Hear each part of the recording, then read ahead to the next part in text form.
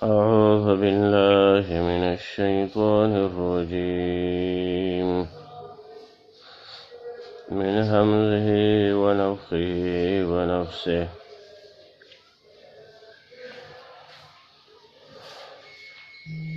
وإذا طلقتم النساء فبلغن أجلهن فلا تعضلوهن أن ينكحن أزواجهن إذا تراضوا بينهم بالمعروف ذلك يوعظ به من كان منكم يؤمن بالله واليوم الآخر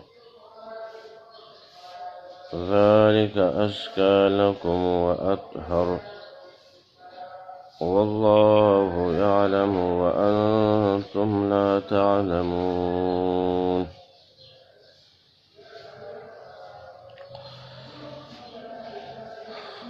احکام د تدبیر منزل دا شروع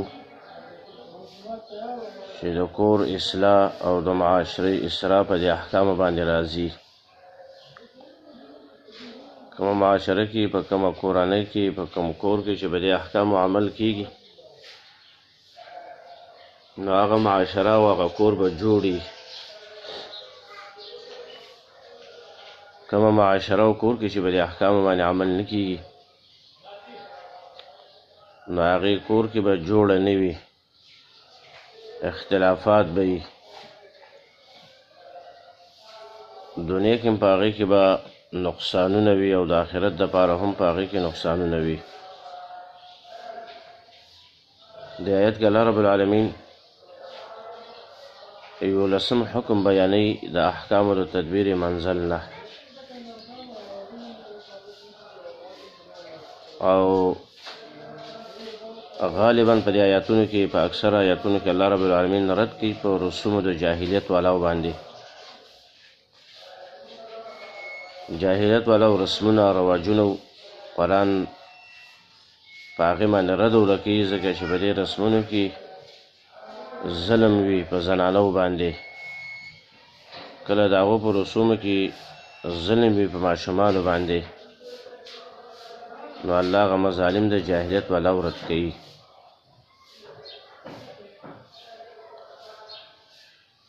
په دې آیت کې دوه قوله دي د مفسرینو. یو قول دا دی چې دا نازل دی اصل کې په باره د معقل ابن یسار رضی الله عنه کې. دا یو صحابي و، د ده خور وه، یو کس له په نکاح باندې ورکړله، لیکن د نکاح نه وروستو د هغې کورنی ژوند چې کوم و، کورنی تعلق هغې برابر رانغی. خاوند یې راولګېده او دې ښځې له طلاق ورکړو. عدت ختم شو، دا د خپل ورور کور ته راغله، معقل ابن یسار رضی الله عنه د ده سره وه. نو دا په هغې باندې د دغه سړي نه خفه و، دغه د خپل د خور خاوند چې و او دې له طلاق ورکړو، د هغې نه خفه و په دې چې هلکه ما له خور درکړله په نکاح باندې ښه مې در سره وکړو او ته راولګېدلې او زما دې خور له دې طلاق ورکړو، بیا دې ورته رجوع ونه کړله، عدت هم ختم شو، نو تا نه مکمل جدا شوله. نو په دې کې دا خاوند دی پس د عدت تېرولو نه پښیمانه و په دې طلاق ورکولو باندې او په دې عدم رجوع باندې په عدت کې په دې خفه و، او دا یې بېرته غوښتو چې یاره د دې ښځې سره زه بیا نکاح وکړمه، ځکه اوس هم سره نکاح کېږي، تجدید د نکاح به کوي چې کله عدت ختم شي د زنانه د طلاقو او یو طلاق یې ورکړی یا دوه، نو د هغې نه وروسته رجوع صحیح ده، خو په تجدید د طلاق دغه سره به نکاح سره نکاح به وتړلی شي، ګواهان به پکې کېنولی شي، مهر به مقرر شي. عامه نکاح چې څنګه کېږي په دغه طریقه باندې به نکاح وتړلی شي. نو دې دا غوښتل چې دا ښځه بېرته په نکاح باندې والي، لیکن معقل ابن یسار رضی الله عنه په نکاح نه ورکوله. هغه په غیرت کې راغلی و چې یاره مال له درکړې وه په نکاح باندې، تا وله طلاق ورکړه، بې عدت یې هم ختم شو، رجوع یې ورته ورکړه، اوس ته که دوباره نکاح باندې اخلې نو زه یې تاله نه درکومه. په دې کې دا ښځه چې کومه وه د معقل ابن یسار رضی الله عنه دا خور دام په دې راضي وه که ما دغه زوړ خاوند په نکاح باندې اخلي نو زما خوښه ده، دغه خاوند که ما په نکاح اخلي نو په دې باندې دا راضي وه او خوشحاله وه. لیکن ورور یې د هغې خبره هم نه شوه رد کولی، نو دې د وجې نه هغې بنده کړې وه چې ته به ورسره نکاح چې د هغه نه کوې او تا په نکاح باندې زه نه ورکومه. په دې کې دا آیت الله رب العالمین راولېږه او په دې کې معقل ابن یسار رضی الله عنه ته وی چې دې ته وی اولیا د ښځې هغې ته وی چې کله دا خاوند او ښځه په خپل منځ کې په نکاح باندې واپس راځي دي نو تاسو یې د نکاح نه مه منې کوئ. وجه دا ده چې الله پوهېږي تاسو نه پوهېږئ، که چېرته تاسو دا د نکاح نه منع کوئ دا ښځه نو کېدای شي سبا له په دې باندې څه بدنامه ولګېږي، نو بیا به تاسو سره پریشان یاستئ. دا ښځه د مثال په طور باندې د کور نه بې اجازته لاړه شي نو دغه خاوند له تا نه تپوس ونه کړي، ستا د اجازت نه غیر ورشي او د هغې سره نکاح چې د هغه وکړي، او یا دا دی چې د بل چا سره چېرته نکاح وکړي د ستا د اجازت نه بغیر، نو بیا به په تا باندې بدنامه راځي، په تا باندې به شرم راځي. یا د جینۍ مثال په طور باندې هغه خاوند سره بې اجازته وتښتي او د کور نه ورسره وځي، ځکه خپل منځ کې په نکاح باندې دی راضي دي. دویم زنانه هم په ګناه کې واقع کېږي، سړی هم په ګناه کې واقع کېږي. د دې د وجې نه تاسو دا د نکاح نه مه بندوئ. نو دغه زوړ خاوند دی غلطي وشوله، اوس یې تاسو د نکاح نه مه بندوئ، دې لپاره چې تاسو د بدنامۍ نه بچ شئ او دارنګې ستاسو پاک دامني چې د هغه باقي پاتې شي. نو دلته بیا خطاب دی اولیاو د ښځې ته چې دا ښځه د زوړ خاوند سره په نکاح باندې راضي ده نو تاسو یې د نکاح نه مه منې کوئ، حاصل د حکم ادا شي. او په دې باندې بیا دا مسله مرتب ده چې هغه پرون موږ وویله چې نکاح د ښځې په غیر د ولي نه دی جایز. نبی صلی الله علیه وسلم فرمایل دی لا نکاح الا بولی، نکاح نه کېږي په غیر د ولی نه. دلته دا ښځه واده شوې م ده او بېرته طلاقه شوې م ده او د ورور کور ته راغلې ده، نو بیم دا ځان په نکاح باندې نشي ورکولی چې دغه خاوند سره یې خوښه ده او چې بېرته په نکاح باندې اخلي نو دا سره نکاح وکړي، دا نشي کولی. الله له دې اولیاو ته وی، دې ورور ته له وی چې ته دا د نکاح نه مه منې کوه، ته یې په نکاح باندې هغې له ورکړه. نو معلومه دا شوه چې ښځې له دا اختیار نشته دی چې هغه دې ځان په نکاح باندې ورکړي. نو نکاح والا زنانه چې د هغې دپاره دا اختیار نشته دی پس د طلاقو نه، نو دارنګې د کونډې لپاره دا اختیار نشته دی چې ځان چاله په نکاح باندې ورکړي په غیر د رضا د ولي نه، په غیر د اجازت د هغو نه. نو دارنګې پیغله جنۍ هغې ته خو بلکل دا اجازت نشته چې هغه د یو سړي سره یو هلک سره نکاح کوي، یو پلار ورونه اولیا دې وي او د هغو د اجازت نه غیر دی د هغو سره ځي او نکاح دې ورسره کوي، دا نکاح نه کېږي، دا نکاح باطله ده، دا نکاح فاسده ده، دا صحیح طریقه نه ده. اگر که محرم له مقرر کړي بیم دا نکاح صحیح نه ده. دا ښکلې مسله د آیت نه معلومیږي. دویم قول د مفسرینو پکې دا دی چې په آیت کې خطاب دی هغه خاوندانو ته چې د ښځې له طلاق ورکړي دي هغو ته دا خطاب دی او رد دی په رسم د جاهلیت والاو باندې. د جاهلیت والاو دا رسم و چې یو سړي به خپله ښځه طلاقه کړله نو دا ښځه چې عدت به ختم شي نو دا ښځه به خپل هم په نکاح باندې نه اخیستله او بل ته به هم نه پرېښودله. ولې وایي دا زما لپاره شرم دی، د شرم نه به یېرېده. دا به خلک ما ته بېغور کوي لکه د اوس د پښتنو کې اکثر صفات پکې د جاهلیت والاو هغه شته دی. نو دا خور لور به د چا خور لور به یې وکړله بیا به یې له طلاق ورکړو. طلاق نه پس ته به دا ښځه اگر که عدت به هم ختم شو دا ښځه به بل چا ته نکاح ته نه پرېښودله. هلکه خلک به وایي چې دا خو ستا ښځه وګوره اوس د پلانکي سره په نکاح کې ده نو بل ته به په نکاح باندې نه ورکوله. چې بل چا به ورسره نکاح کوله نو کله به په هغه خاوند باندې زور دباو به پرې ور چې ګوره که دې ښځې سره د نکاح وکړو نو پرېږدم دې نه وژنم دې. هغه به یې ویرو نو چې چا به ورسره نکاح کوله په هغه به یې دباو واچو او دارنګې دمکي به یې ورله ورکړله چې دې سره به نکاح نه کوې او کله به یې داسې ویلی چې دا زما ښځه ده ما ورته بېرته رجوع کړله.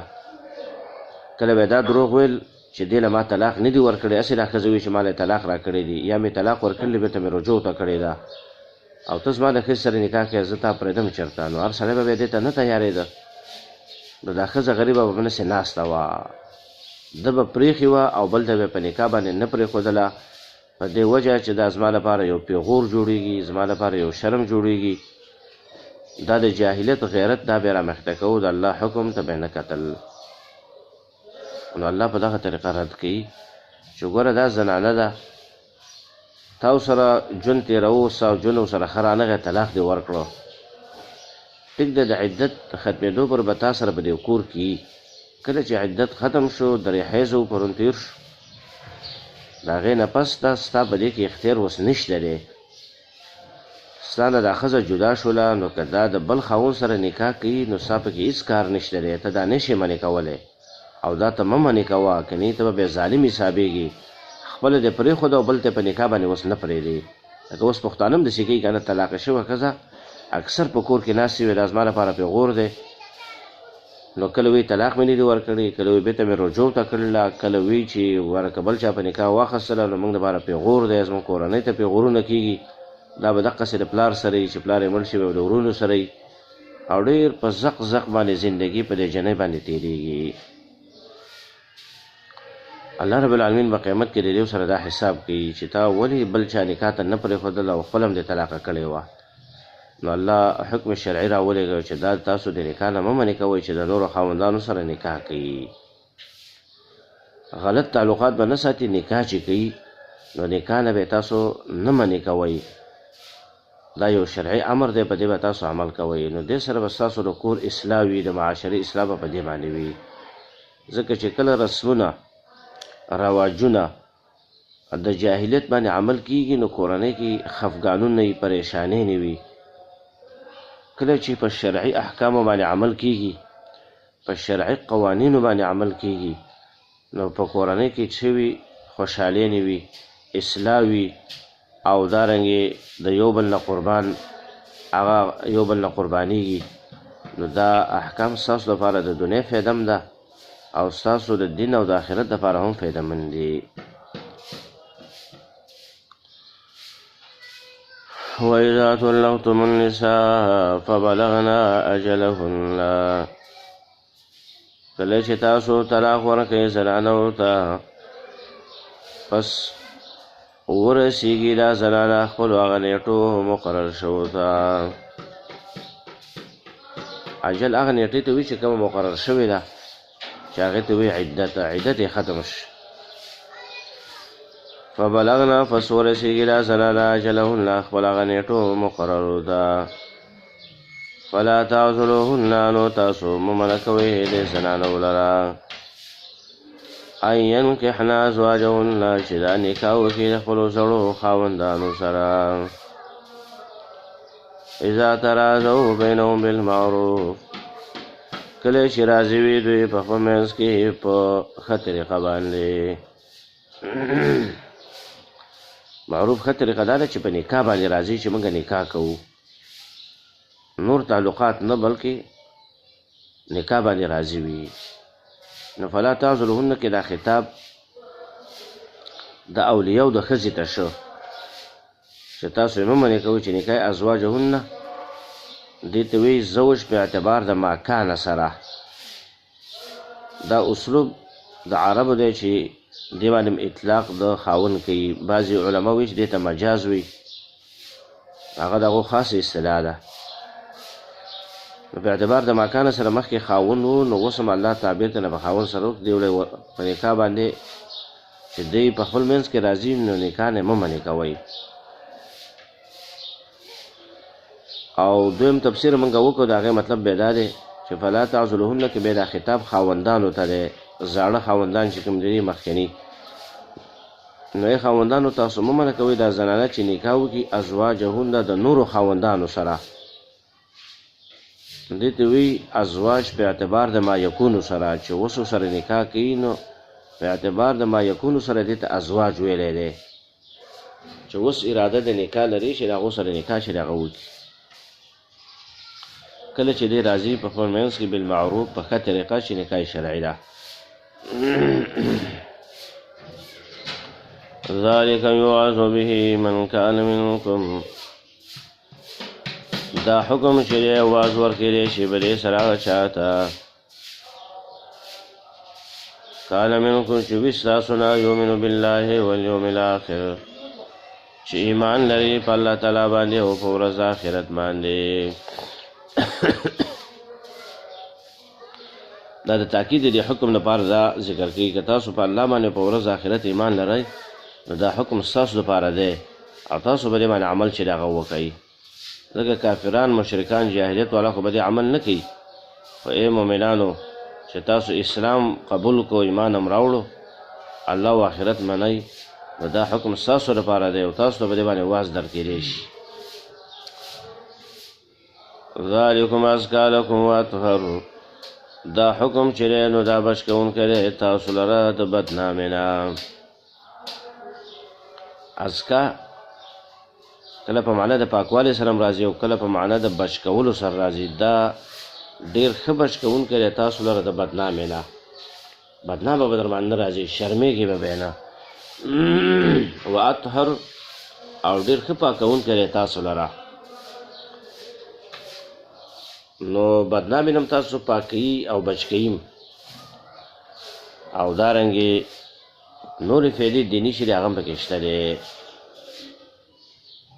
یا ذالکم دا حکم شریع ازکا لکم دا بچ کوونکی دی تاسو لره د بدنامۍ نه واطهر او پاکوونکی دی تاسو لره والله یعلم وانتم لا تعلمون الله پوهېږي په هر څه باندې او تاسو نه پوهېږئ نو د جاهلیت غیرت پرېږدئ او په حکم شرعي باندې عمل وکړئ ځکه تاسو نه پوهېږئ او الله پوهېږي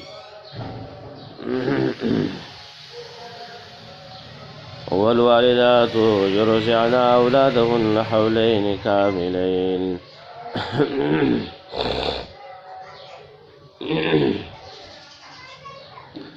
دې کې اوس 12 حکم بیانې د احکامو د تدبیر منزل نه د کورنۍ اصلاح د معاشرې اصلاح چې به کېږي دا 12 حکم دی او هغه دا دی چې په دې کې مقصد چې دی هغه موده د رضاعت د بچي ذکر کوي کله ناکله داسې وشي چې سړی راولګي یو زنانه د طلاق ورکړي نو د دې زنانه سره هغې کې ماشوم وي داسې وړوکی ماشوم وي چې هغې له پی ورکوي خپلې پی له ورکوي نو کله کله د دې طلاقو د وجې نه دا ماشوم چې د هغه ضایع شي برباد شي خراب شي ځکه د ښځې او خاوند منځ کې ورانه راغله نو کله ماشوم زنانه راواخلي پلار ته یې ور وغورځوي کله کله پلار یې د دې مور نه په زوره باندې والي او مور ته وایي چې زه بس زما له کور نه ورکېږه. نو الله رب العالمین په دې ځای کې دا مسله بیانوي چې دا مور باندې دا حق دی چې دا به د خپل بچي له 2 کاله پی ورکوي.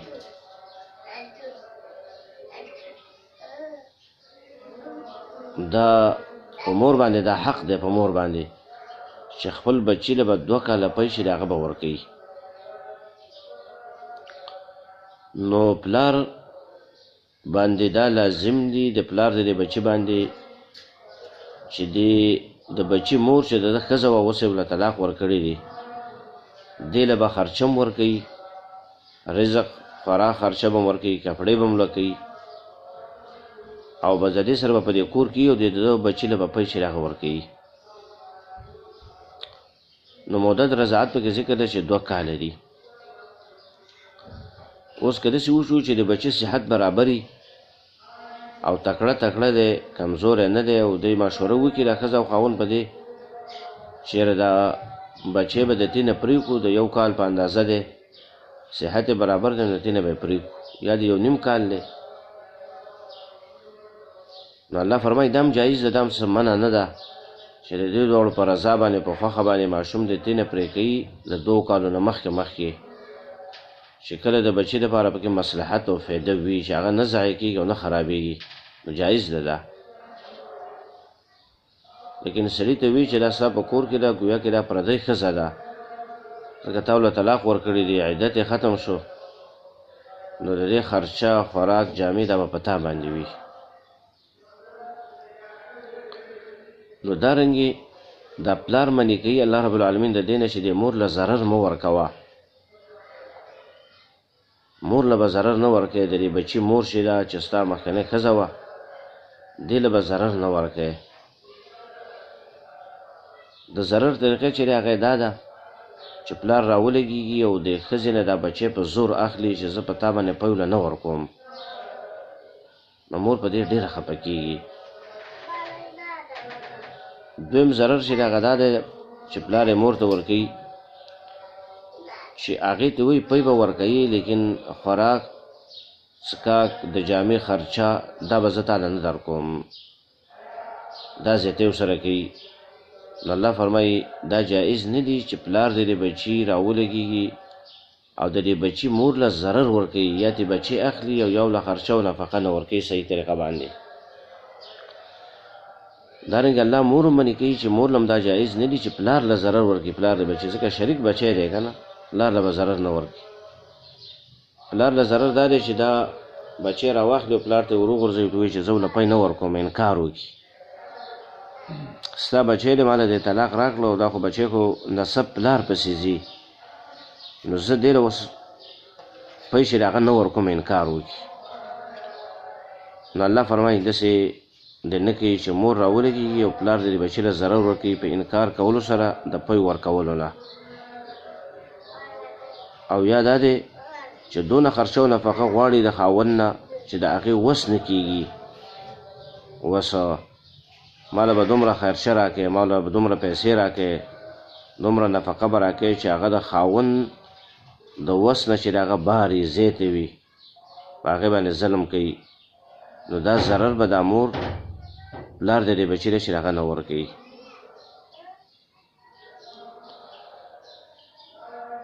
بل حکم به کې بیا دا دی چې اوس د پلار او دارنګې د بچي مور چې د دې په منځ کې اختلاف دی، دا بچي له پیوله نه ورکوي، اختلاف صورت دی چې جوړه نه راځي. نو بیا الله فرمایي چې دې سړي له دا جایز دی چې پردۍ ښځه دې خپل بچي له دا ونیسي، هغې ته دایي وایي رضاعي مور، هغه له ونیسي په دې نیته چې دا به زما د بچي له پی ورکوي او بس دا به هغې له تنخوا مقرر کړي. خپلوانو کې یو زنانه یې ګاونډ کې مسلمان یې هغه دا بچی خرابېږي، اوس که د څو میاشتو ماشوم دی پی چې د زنانه نر وي نو دا خرابېږي، نو دا به یو رضاعي مور به له ونیسي او د میاشتې د عرف مطابق هغې له به تنخوا مقرر کړي، مثال 10,000 15,000 روپۍ دا به له ورکوي. نو دا هم بیا جایز ده چې پردۍ ښځه هغه له ته د پوی ورکولو لپاره ونیسي او چې کم تنخوا دې ورله مقرر کړله نو دا به ورله پوره ورکوي. په دې کې به ورسره ټول مټاله چې دی دا به ورسره نه کوي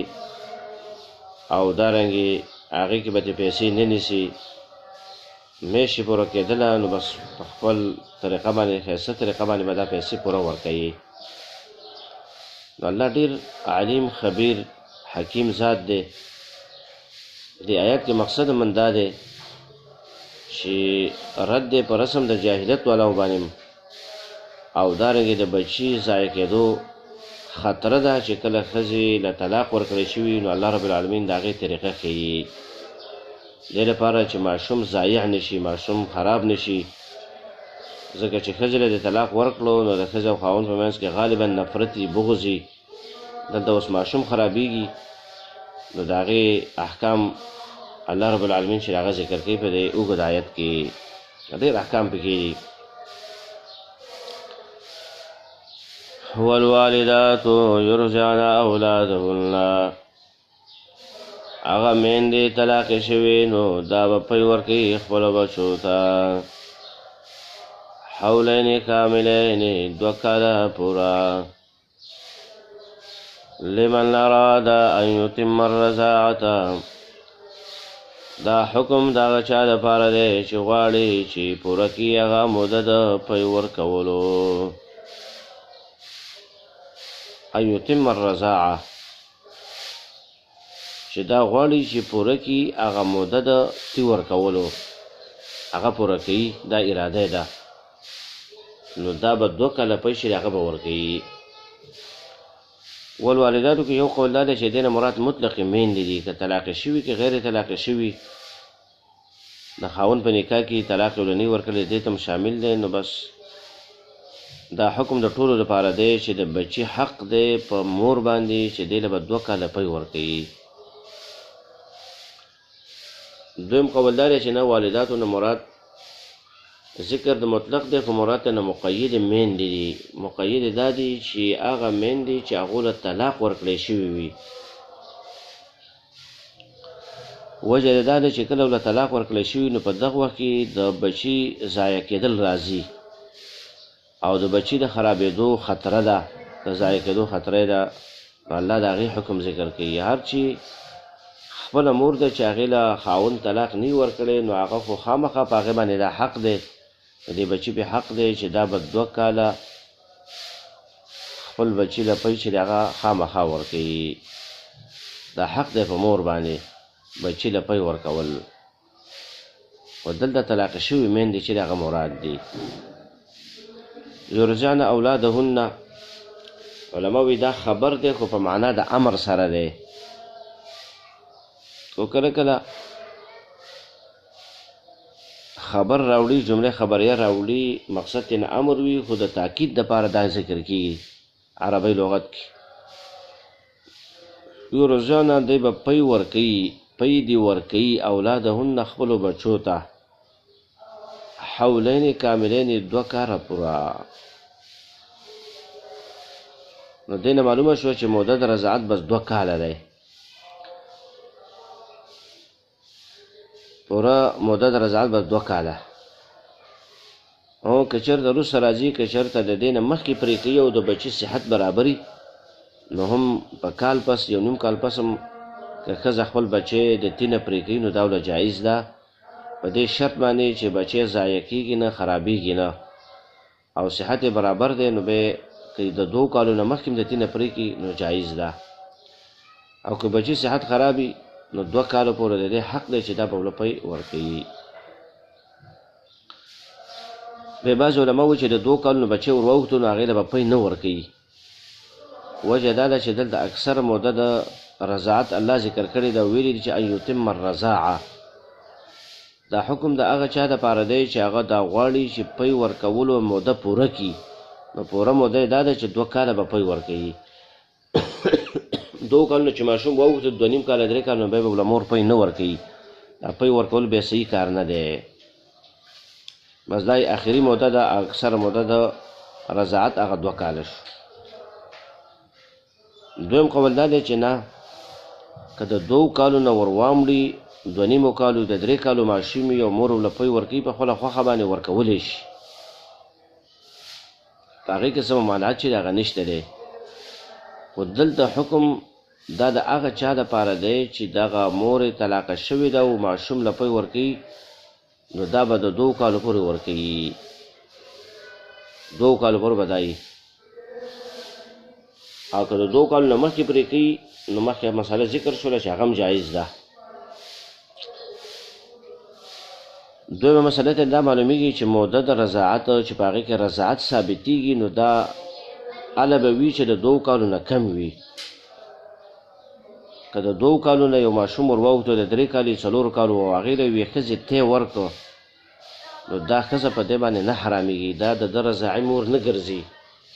دارنګې دا ښځې نومونه چې دي دا د دې هلک دپاره رضاعي خویندې نه ګرځي دا د اکثرو علماو قول دی تقریبا او قرآن د ظاهر نه او د حدیث نه معلومیږي چې موده د رضاعت چې ده نو دا هغه ده چې 2 کاله یا د 2 کالو نه کم وي او یو ښځه ماشوم له پی ورکړي نو رضاعت ثابت شو او په هغې باندې به احکام مرتب کېږي اوس که د 3 کالو 4 کالو 5 کالو یو ماشوم دی او هغې له یو زنانه پی ورکړي پردی ماشوم دی او هغې له پی ورکړلې نو په دې باندې د ده رضاعت چې د هغه نه ثابتېږي رضاعت معنی دا ده چې دا مور رضاعي مور نه ګرځي او د دې ښځې چې کومې نوڼه دي دا په دې هلک نه حرامېږي وجه دا ده چې دا خو 2 کالو نه زیات دی او پی له ورکړی دي او حدیثونه معلومیږي چې رضاعت هله دی چې کله ماشوم له ته پی ورکړي نو دا پی په وجه باندې د هغې کلمي کلاو شي او دارنګې د هغې غوښه پرې راټوکېږي او دارنګې د هغې هډوکي ته قوت او طاقت میلاویږي دا هله کېږي چې دا ماشوم د 2 کالو یا د 2 کالو نه په کم اندازه باندې وي کله چې د دې نه ور واوښته 3 او 4 او 5 ته ورسېده نو اوس دا پی د ماشوم له طاقت نه ورکوي کلمې هم پرې نه کولاویږي او ډوکي له طاقت یا غوښه پرې راغټېدل دا اوس نه کېږي ځکه اوس عام خوراک کېږي که نه خوراک او مسکاک باندې د هغې اوس قوت الله بنا کړی دی نو دې د وجې نه په دې باندې به رضاعت چې د هغه نه ثابتېږي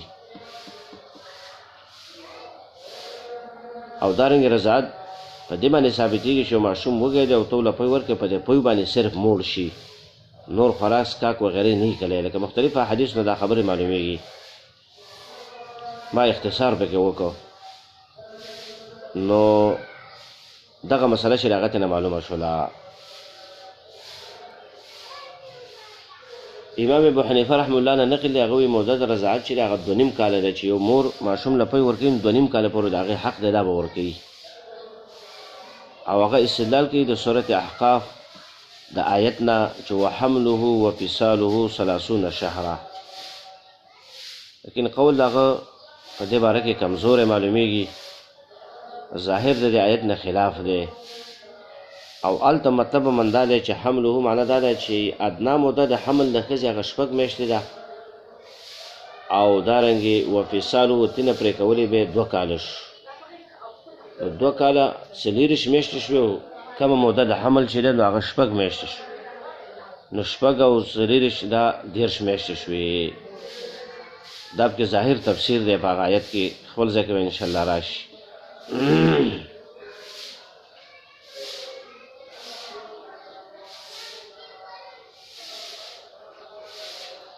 به د احادیثو نه دا مسله معلومیږي چې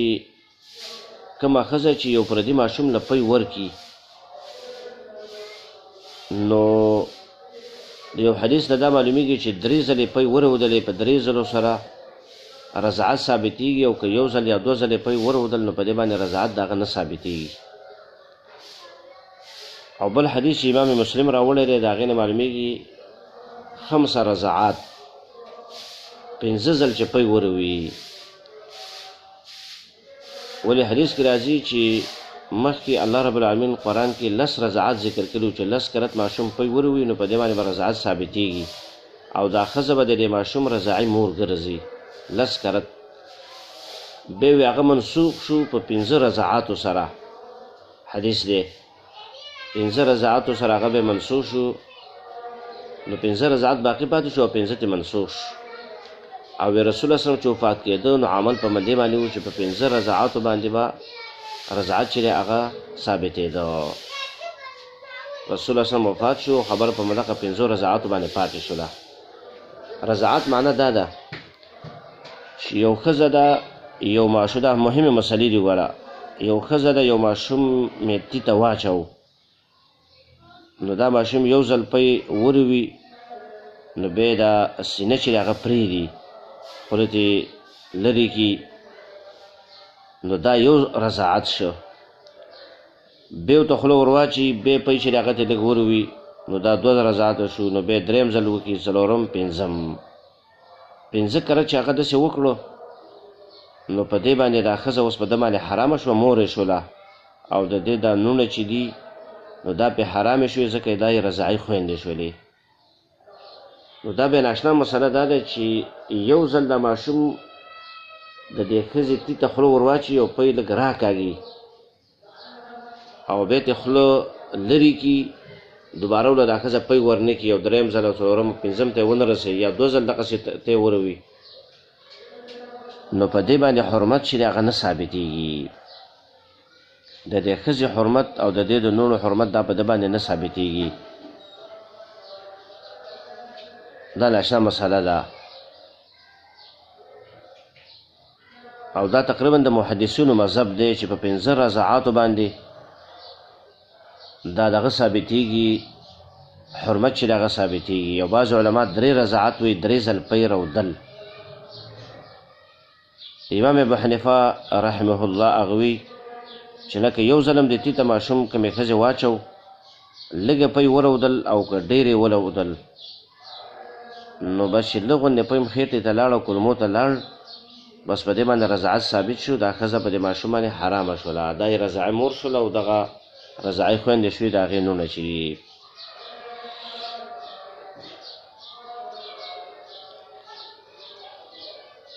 لمن دا حکم د هغه چا لپاره را ده چې غواړي یتم الرضاعت چې پوره کړي هغه موده د رضاعت. وعلى المولود له رزقهن وکسوتهن بالمعروف او په پلار د دې بچي باندې خوراک ورکول د دې زنانو دی وکسوتهن او کپړې ورکول د زنانو ته بالمعروف دا به د عرف مطابق وي. دا اوس بل حکم هغه دا دی چې دا ماشوم چې دا زنانه پی ورکوي دا خو طلاقه شوې ده او عدت ختم شوی دی ګویا کې پردی ښځه ده او د دې سړي دې ماشوم له پی ورکوي نو دا سړی به رالګېږي دې له به خرچه ورکوي خوراک سکا خرچه او کپړې مپړې چې دا به له راوړي څونه به راوړي نو بالمعروف یې ځکه راوړو چې د عرف مطابق به دا راوړي. داسې به ښځه نه کوي چې هغې نه ډېر اعلی غواړي، سړی به داسې نه کوي چې ډېر ادنا راوړي، بلکې عرف کې چې څوک څنګه جامې چې هغه کوي عادت څنګه وي نو هغسې جامې به د زنانه له راوړي. درمیانه جامې بس راوړه نو درمیانه جامې چې ډېرې اعلی هم نه وي او ډېرې ادنا هم نه وي ځکه دا به په یو بل باندې زیاتی راځي نو درمیانه کار دا په کار دی. درمیانه قیمت والا جامې دا به له راوړي. علی المولود له لفظي معنی ده معنی په هغه کس باندې چې دا بچی پیدا کړی شوی دی د هغه دپاره. لفظي معنی دا ده او په هغه کس چې دا بچی پیدا کړی شوی دی د هغه دپاره نو هغه څوک دی پلار دی. نو معنی دا ده موږ حاصل معنی دا شو چې پلار دی د بچي باندې. دې نه معلومیږي چې د بچي نسب چې دی نو دا پلار پسې ځي، مور پسې نسب چې دی هغه نه ځي. د بچي نسب دا په پلار پسې ځي. ماسوا د آل الرسول نه چې هغه ته مستثنا دی لکه حسن حسین او دارنګې د هغې چې کوم بچي او دی او کوم آل دی د هغې نسب په مور پسې ځي چې مور یې څوک ده فاطمه رضی الله عنها ده او فاطمه د رسول الله لور ده. نو دغه کسانو نسب نو دا په مور پسې ځي دغه ته مستثنا دی او د نور هر چا نسب چې دی نو دا په پلار پسې ځي مور پسې نه ځي. نو ځکه له علی المولود له لفظ یې راوړو چې ګویا کې دا بچی د لپاره پیدا کړی شوی دی او نسبت یې ده ته کېږي. لا تکلف نفس الا وسعها، تکلیف به نشي ورکولی یو نفس ته مګر په اندازه د وس د هغې. الله رب العالمین داسې احکام شرعي رالیږلي دي چې څومره زموږ او ستاسو د وس وي نو د هغې مطابق احکام الله په موږ لازم کړي او فرض کړي دي. روژه یو میاشت روژه موږ نیولی شو، انسانانو له الله توفیق ورکړی دی الحمدلله. نو د الله په توفیق او مدد سره موږ دا روژه نیولی شو. اوس که دا یو کال روژه وی نو بیا به ګرانه وی، انسان د وس نه به بار وی. نو دارنګې که منځونه را باندې 50 منځونه وی او 40 منځونه په موږ باندې فرض وی نو زموږ د وس نه به بار وی. دارنګې د ټول مال لګول را باندې فرض وی نو وس نه به بار وی. دې وجې نه الله رب العالمین رحیم کریم ذات دی، علیم او حکیم دی. داسې د حکمت مطابق احکام را لېږلي دي او داسې احکام یې را لېږلي دي او په موږ او تاسو احکام فرض کړي دي چې زموږ او ستاسو د وس مطابق دي، د وس نه بهر نه دي. او دلته د دې ځای سره خو عامه معنی موږ وکړه، د ځای سره مناسبت دا دی چې دا زنانه به داسې نه کوي چې د دې سړي نه رزق او کپړې او خوراک څښاک خرچه کې غواړي او د ده د وس نه بار وي. مثال خاوند دی 150 روپۍ د ده تنخوا ده، 50,000 ده، او دا ورته وي چې ته به ما له 10,000 روپۍ جوړه راوړې او دارنګې ښه خوراکونه غوښې به را باندې خورې او دارنګې دا به کوي هغه به کوي او پیسې به دومره راکوي. نه، دومره تکلیف به د خاوند له نه ورکوي چې د هغه د وس نه بار وي. دارنګې خاوند به هم داسې نه کوي چې د ښځې سره زیاتی او ظلم کوي چې معمولي کپړه چې هغه خرابه کپړه خراب خوراکي او ډېر کمزورې وي او هغه دی له راوړي، د ښځې له چې هغه راوړي. نه، چې ستا څومره وس د وس مطابق به یې راوړي. نو د دې سره هم دا خبره ولګېدله، خپل وس مطابق به په دې ښځه خرچه کوي، د خپل وس مطابق به دا سړی د ښځې له کپړې راوړي. لا تزار والدة بولدها ولا مولود له بولده. دا بل حکم دی، ضرر به نشي ورکولی مور ته په سبب د بچي د هغې باندې، ولا مولود له، او ضرر به نشي ورکولی پلار د دې بچي ته بولدې په سبب د دې بچي. لا تزر کې دو قول دي خو هغې باندې طالبان اوس پوهېږي که نه چې دا یا صیغه د معلومې ده یا صیغه د مجهولې ده. صیغه د معلومې شي نو لا تزارر دی اصل کې، صیغه د مجهول شي لا تزارر دی. هغه جدا خبره هغه به پرېږدو خو مطلب به ترې راوالو بعون الله و توفیقه. هغه دا دی چې مور به ضرر پلار له نه ورکوي په بچي باندې او پلار چې دی هغه به هم ضرر دی مور ته نه ورکوي په بچي باندې. د هغې مسله مخکې موږ ذکر کړه چې مور راولګېږي او د دې پلار نه خرچه ډېره غواړي او د ده د وس هغه نه ده او دا ته غواړي خرچه کپړې وغیره، نو دا د مور رالګېږي او د پلار له ضرر ورکوي په دې بچي سره چې ستا بچي له زه پی ورکوم ماله به ډېره خرچه راکوي او د ده د وس نه نه. نو الله فرمایي د مور ته وایي چې ته له ضرر مه ورکوه. خیر د ستا هم بچی دی اگر که طلاق یې درکړي دي د وس نه زیاته خرچه ترې مه غواړه، خوراک څښاک جامه دا ترې زیات مه غواړه. نو دارنګې مور به ضرر دام نه ورکوي چې دا بچی راوالي او خاوند ته وروغورځوي چې بس بچی دې در واخله او بس ما عدت ختم شوی د زه نه زه له پی بلکل نه ورکوم. په دې باندې به دا خاوند خفه شي، پلار دې بچي خفه کېږي به دې هغې ته ضرر دی چې دا انکار کوي چې زه له پی نه ورکوم ستا بچي له. نو دارنګې بالعکس پلار به هم ضرر نه ورکوي د مور ته، د دې بچي مور ته به ضرر نه ورکوي په بچي سره. هغه دا د ضرر دا دی چې دا پلار راولګېږي او د مور د غېږې نه د ماشوم راواخلي، د کال ماشوم دی د شپږو میاشتو دی یا زیات و کم دا دی او دا ترې راوالي ورته وایي چې زه بس پلار کور ته دی یا د ورور کور ته دی زه بس ما دا بچی به ته پیسې د هغه نه ورکوې. دا مور که ستاسو خیري ډېره خفه کېږي په دې خپل بچي پسې، خاص کر چې وړوکي او پی له ورکوي دې باندې ډېر سمه پرې ګرانه وي د دې نه جدایي. نو دا پلار ظالم دی. الله وی دې پلار ته وایي چې ته ضرر مه ورکوه مور د دې بچي ته د هغې په بچي باندې چې هغه به وایي چې زه پی ورکوم او ته ورته وایي چې نه زه په تا باندې پی نه ورکوم زه ورکېږه او بچی د هغې د غېږې نه راخلي او د هغې د خوا نه جدا کوي مور چې جدا کېږي د بچي پسې جاړي او بچي نه چې مور جدا کېږي نو بچی مور پسې جاړي نو ولې ضرر ورکوي ظلم ورسره مه کوه پرېږده چې هغه له پی ورکوي په خپله خوښه باندې ولې ته ترې دا ایساره یې دا غټ ظلم دی چې خاوند دا د خپلې ښځې سره کوي چې هغه د بچي مور ده بچی ته جدا کوي په زور باندې او په قص باندې او دویم ضرر چې د هغې دا دی چې د پلار راولګېږي پلاره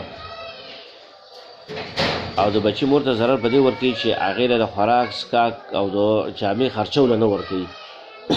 نو له خوراک ورکوي نو له څښاک ورکوي او نو له جامه راوړي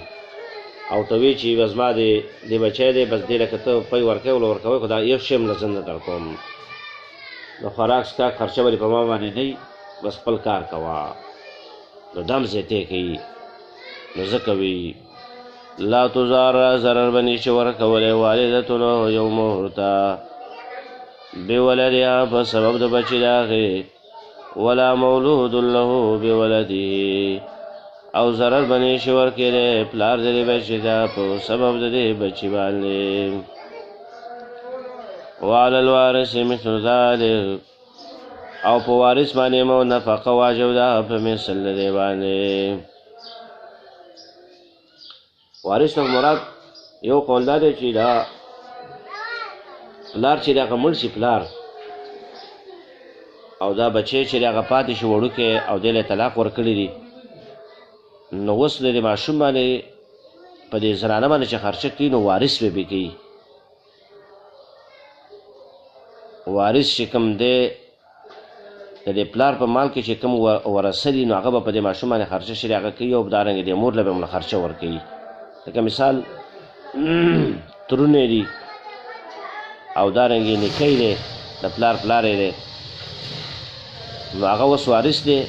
او په منځ کې پلار دی بچي خو مړ شو نو اوس به په دې مور د دې بچي باندې خرچه چې کومه ده نفقه او دارنګې د هغې کپړې وغیره د عرف مطابق چې ورکوي نو دا وارث به ورکوي دویم قول دا دی چې علی الوارث نه مراد چې دی نو هغه خپله دا بچی دی ځکه چې پلار مړ شو نو دا بچی دا د دې پلار د مال وارث شو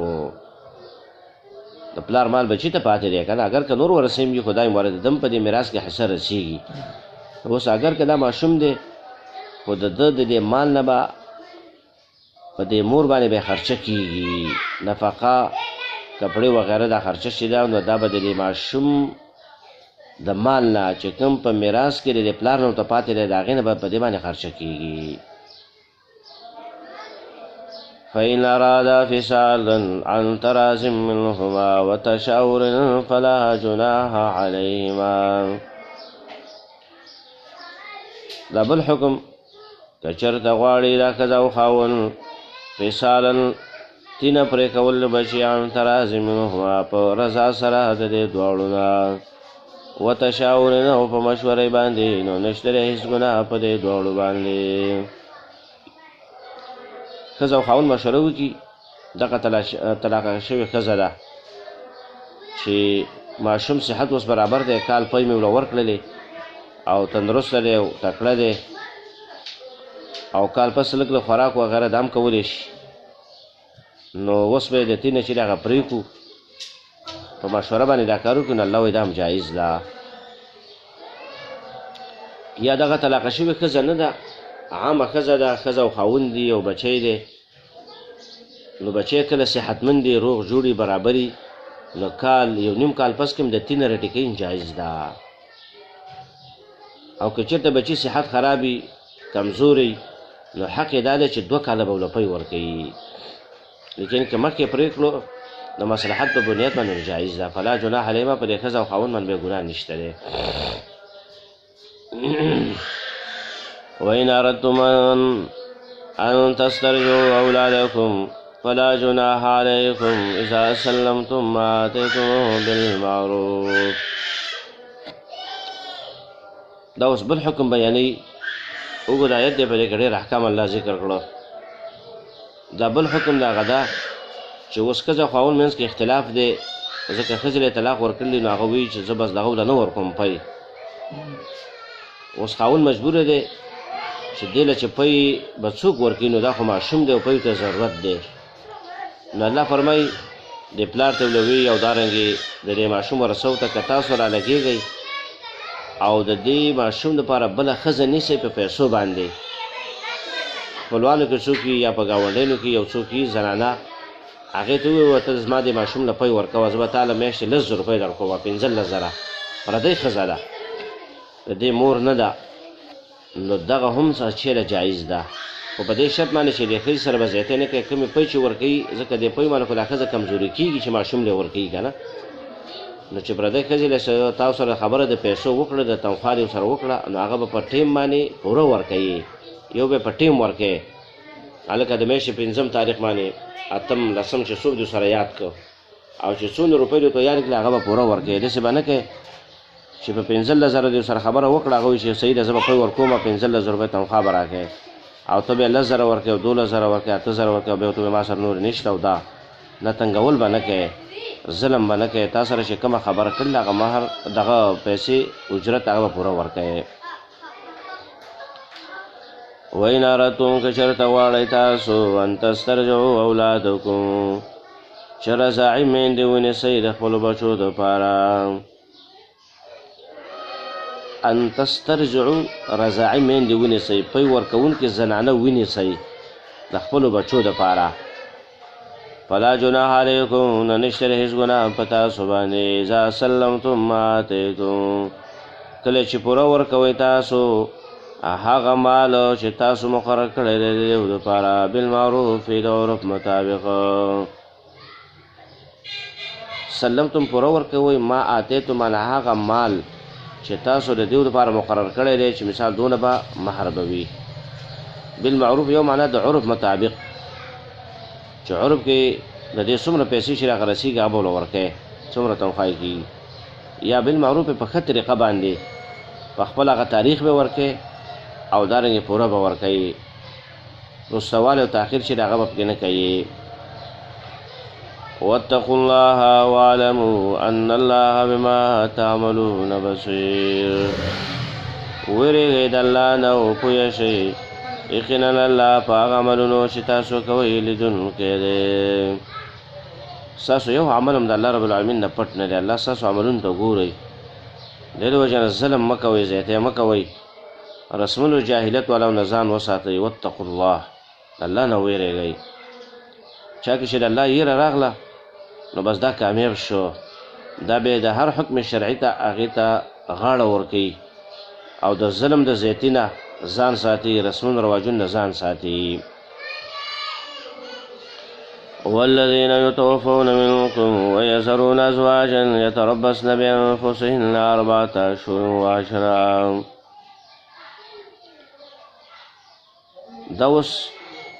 14 امر دی د امورو د تدبیر منزل نه چې هغې ته وي 14 امر او 14 حکم د احکامو او د امورو د تدبیر منزل نه چې کورنۍ او د معاشرې اصلاح پې راځي هغه دا دی چې عدت د هغه زنانه چې خاوند د هغې وفات شوی وي دا به څومره عدت چې د هغه تېروي یو ښځه ده خاوند یې مړ شو نو د دې عدت د څومره وي نو دې آیت کې الله ذکر 4 میاشتې او 10 ورځې دا د دې عدت دی عدت معنی دا ده چې دا به د خاوند په کور کې تېروي بلا ضرورت به د کور نه بار نه وځي او دارنګې نکاح چې دی نو هغه به د چا سره نه کوي نو دارنګې ډول سنگار وغیره حدیث کې راځي دا به نه کوي 4 میاشتې او 10 ورځې چې تېرې شولې نو د دې نفس ته که چېرته به دا ډول سنگار کوي هم له جایز ده او دارنګې یا د نکاح اراده لري چې زه یو خاوند په نکاح باندې کوم نکاح باندې اخلمه په شرعي نکاح سره که یو خاوند په نکاح اخلي نو بیا هم جایز ده وله بیم پې څوک زور نشي کولی خو شرط به صرف دا وي چې په دې کې به د ولي رضا وي د هغې په اجازت باندې به وي ځکه کونډه هم داسې نشي کولی چې ځان له خپله نکاح وکړي او یو سړی خوښ کړي او هغه ته وایي چې بس زه تا سره نکاح کوم او بس نکاح سره وکړي دا نکاح به هم باطلی په هغه وخت کې چې د ولي شته اولیاء شته دی او د هغو اجازت نه په غیر د هغو د رضا نه په غیر دا کار وکړي نکاح وکړي د کونډې رضا هم پکې شرط ده چې د دې نه به هم تپوس کوي و اولیاء د ښځې چې کومې دي نو هغه به د دې ښځې نه تپوس وکړي د کونډې نه او دا به داسې نه د پیغلې او د دې صرف دا حکم دی چې د هغې نه به هم تپوس کېږي چې فلانکي دې په نکاح ورکوو پرون مسله موږ بیان کړه او د کونډې نه به هم دا تپوس کېږي چې موږ ته فلانکي په نکاح ورکوو خو فرق دا دی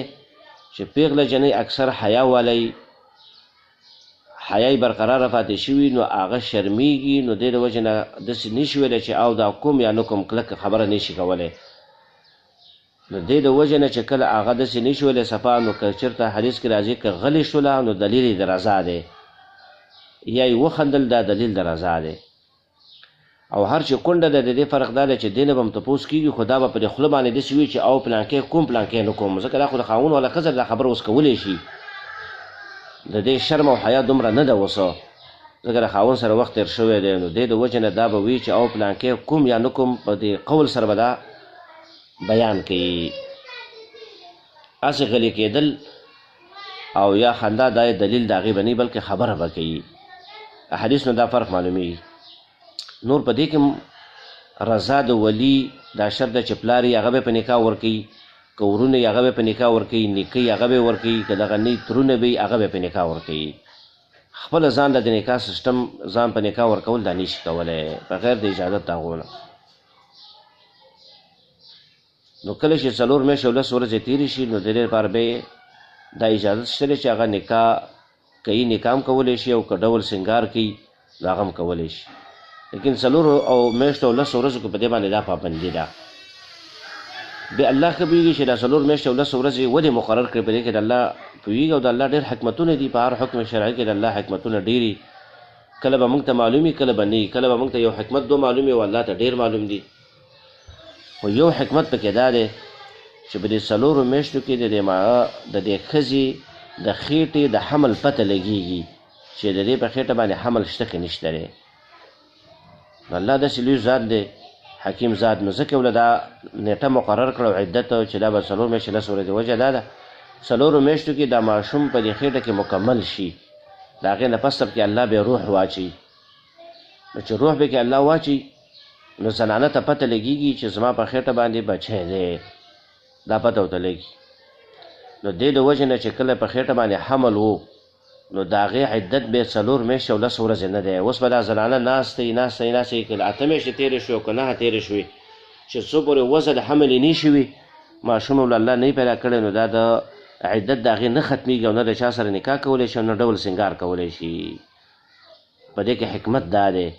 4 میاشتو نه وروسته په دې ماشوم کې روح اچولی شي نو چې دا پته ولګي چې د دې په خېټه حمل شته که نه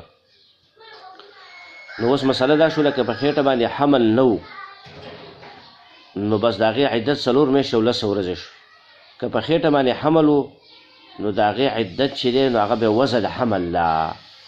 لکه د صورت طلاق نه معلومیږي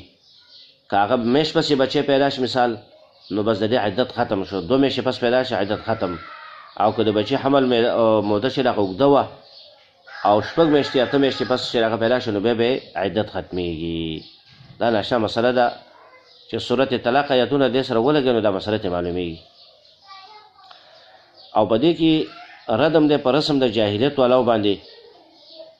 هغه دا دی چې جاهلیت والاو کې دا قانون و چې کله به د هغو د یوې ښځې خاوند به مړ شو نو دا به یو تنګه او یو چیته کمره به وه هغې ته به ورداخله کړله خوراک او څښاک به مقه کمرې له ورته کپړې به نه بدلولې او غسل لمبا وغیره به نه کوله که د حیض بیماري به هم پرې راغلله نو د هغې نه پس به هم دې لمبا چې د هغه نه کوله او بار به هم نه راوتله چېرته به تلم نه په دقه وړه کوټه کې به ایساره وه او خوراک څښاک به ورته ور وړلی شو چې کله به کال تیر شو نو خر یا چیلې یا بل یو حیوان دا به راوستلی شو، په هغې باندې به دا سوره شوه او خپله څرمن به یې په هغې پورې راښکدله او یو پچه به یې ورله ورکړله، دا پچه به یې داسې راواخیستل او شاته به یې داسې وغورځوله. هلکه اوس د دې ښځې عدت چې د هغه پوره شو. دا څونه غلط رسم وګوره. نو الله په هغې باندې رد کوي چې نه، عدت د دغه زنانه چې خاوند یې مړ دی نو دا به 4 میاشتې 10 ورځې یا به وضع د حمل یو کال خو ډېر شی دی او دغه زنانه باندې څونه ظلم دی، زیاتی دی، په یو کمره کې ځان له بنده ده لکه یو ځای کې چې انسان یو حیوان بند کي او خوراک کاک ورته غورځوه او بار ته یې مه پرېږده او جامې به هم نه اچي او غسل به هم نه کوي او بس په دغه کې به یو کال تېروي. نو دا خو سمه بلا ترې سازېږي به داسې حالت کې. نو اسلام څونه اساني ورسره وکړه چې 4 میاشتې او 10 ورځې به وي او د دې حکمت هم دغه شي. دویم دا دی 4 میاشتې 10 ورځې ځکه مقرر کړی چې په دې کې د دې ښځې وفایي ده د خپل خاوند سره، ډېر ګران خاوند دی او ډېر په مینه باندې کور سره و او اوس چې هغه مړ شو ته دواړه بس ستا په زړه کې دا دی چې اوس ما به په نکاح باندې څوک اخلي. دا خو ډېره بېوفایي ته چې تا سره دواړه د نکاح غم دی، ته خو به د خاوند باندې له خفه شه، لږ پریشانه شه او یو 4 میاشتې 10 ورځې خو خامخا کښېنه په دې کور کې، یو طرف او بل طرف ته منډې تللې مه ووه او مه چکرې ووه او مه خوشحالۍ نشي راغه کوه. دا د خاوند سره وفا ده ځکه تا سره ډېر نږدې تعلق و. نو ځکه دا موده چې راغ مقرر شو دا حکمت دی پکې. بیا په دې عدت کې به دا یو مسله پکې دا ده چې دې ته د زنانو ډېر ضرورت هم راځي. دا زنانه به د دې کور نه بلا ضرورته نه وځي. د خاوند په کور کې به 4 میاشتې او 10 ورځې ناست دی، چې کله ضرورت راغی ضرورت اوس دا دی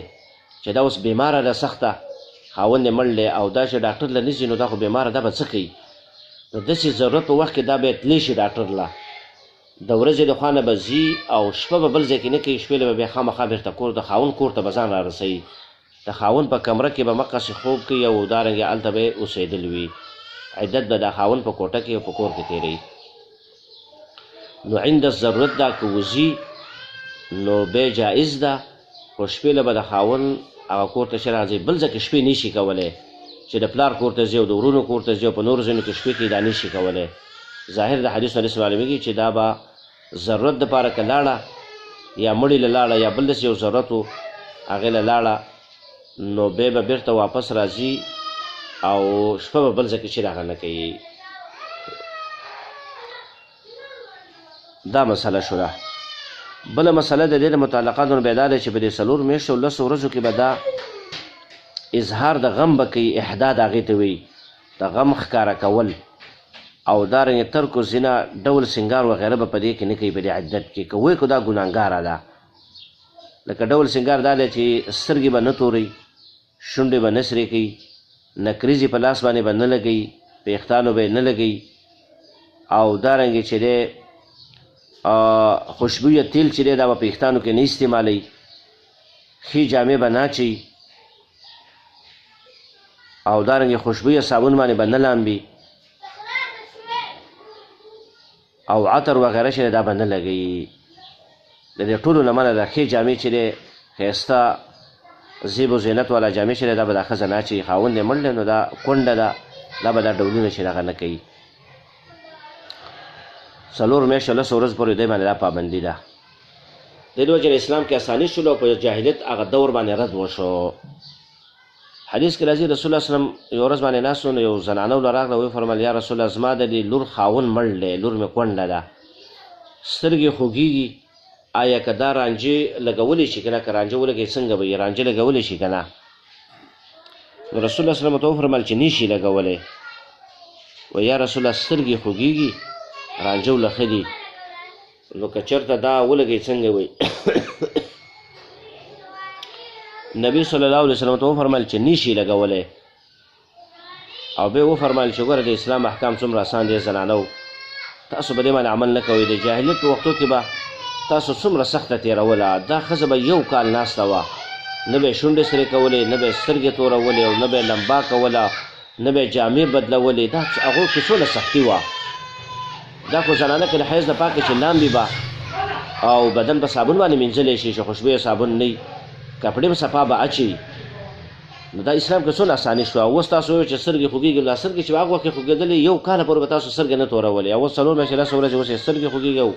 دا یې کېږي هغه کېږي. رسول الله صلی الله علیه وسلم په دې باندې یو قسم غصه شو چې د اسلام حکم آسان دی او تاسو پرې کې چون چې راغه کوئ. او د بعضې خلکو مزاج دی چې په جاهلیت دور کې یا مشرکي کافري بدعتي نو هغه به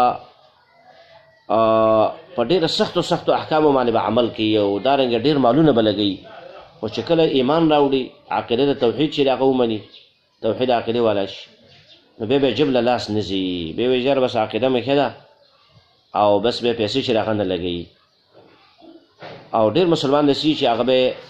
ایمان راوړي توحید عقیده چې هغه کې سنت باندې روان شي نو نورو سنتو پابندي کوي، خو مال لګول او دارنګه نور بعضې کارونه داسې چې هغه به نه کوي. نو دا صحیح طریقه نه ده.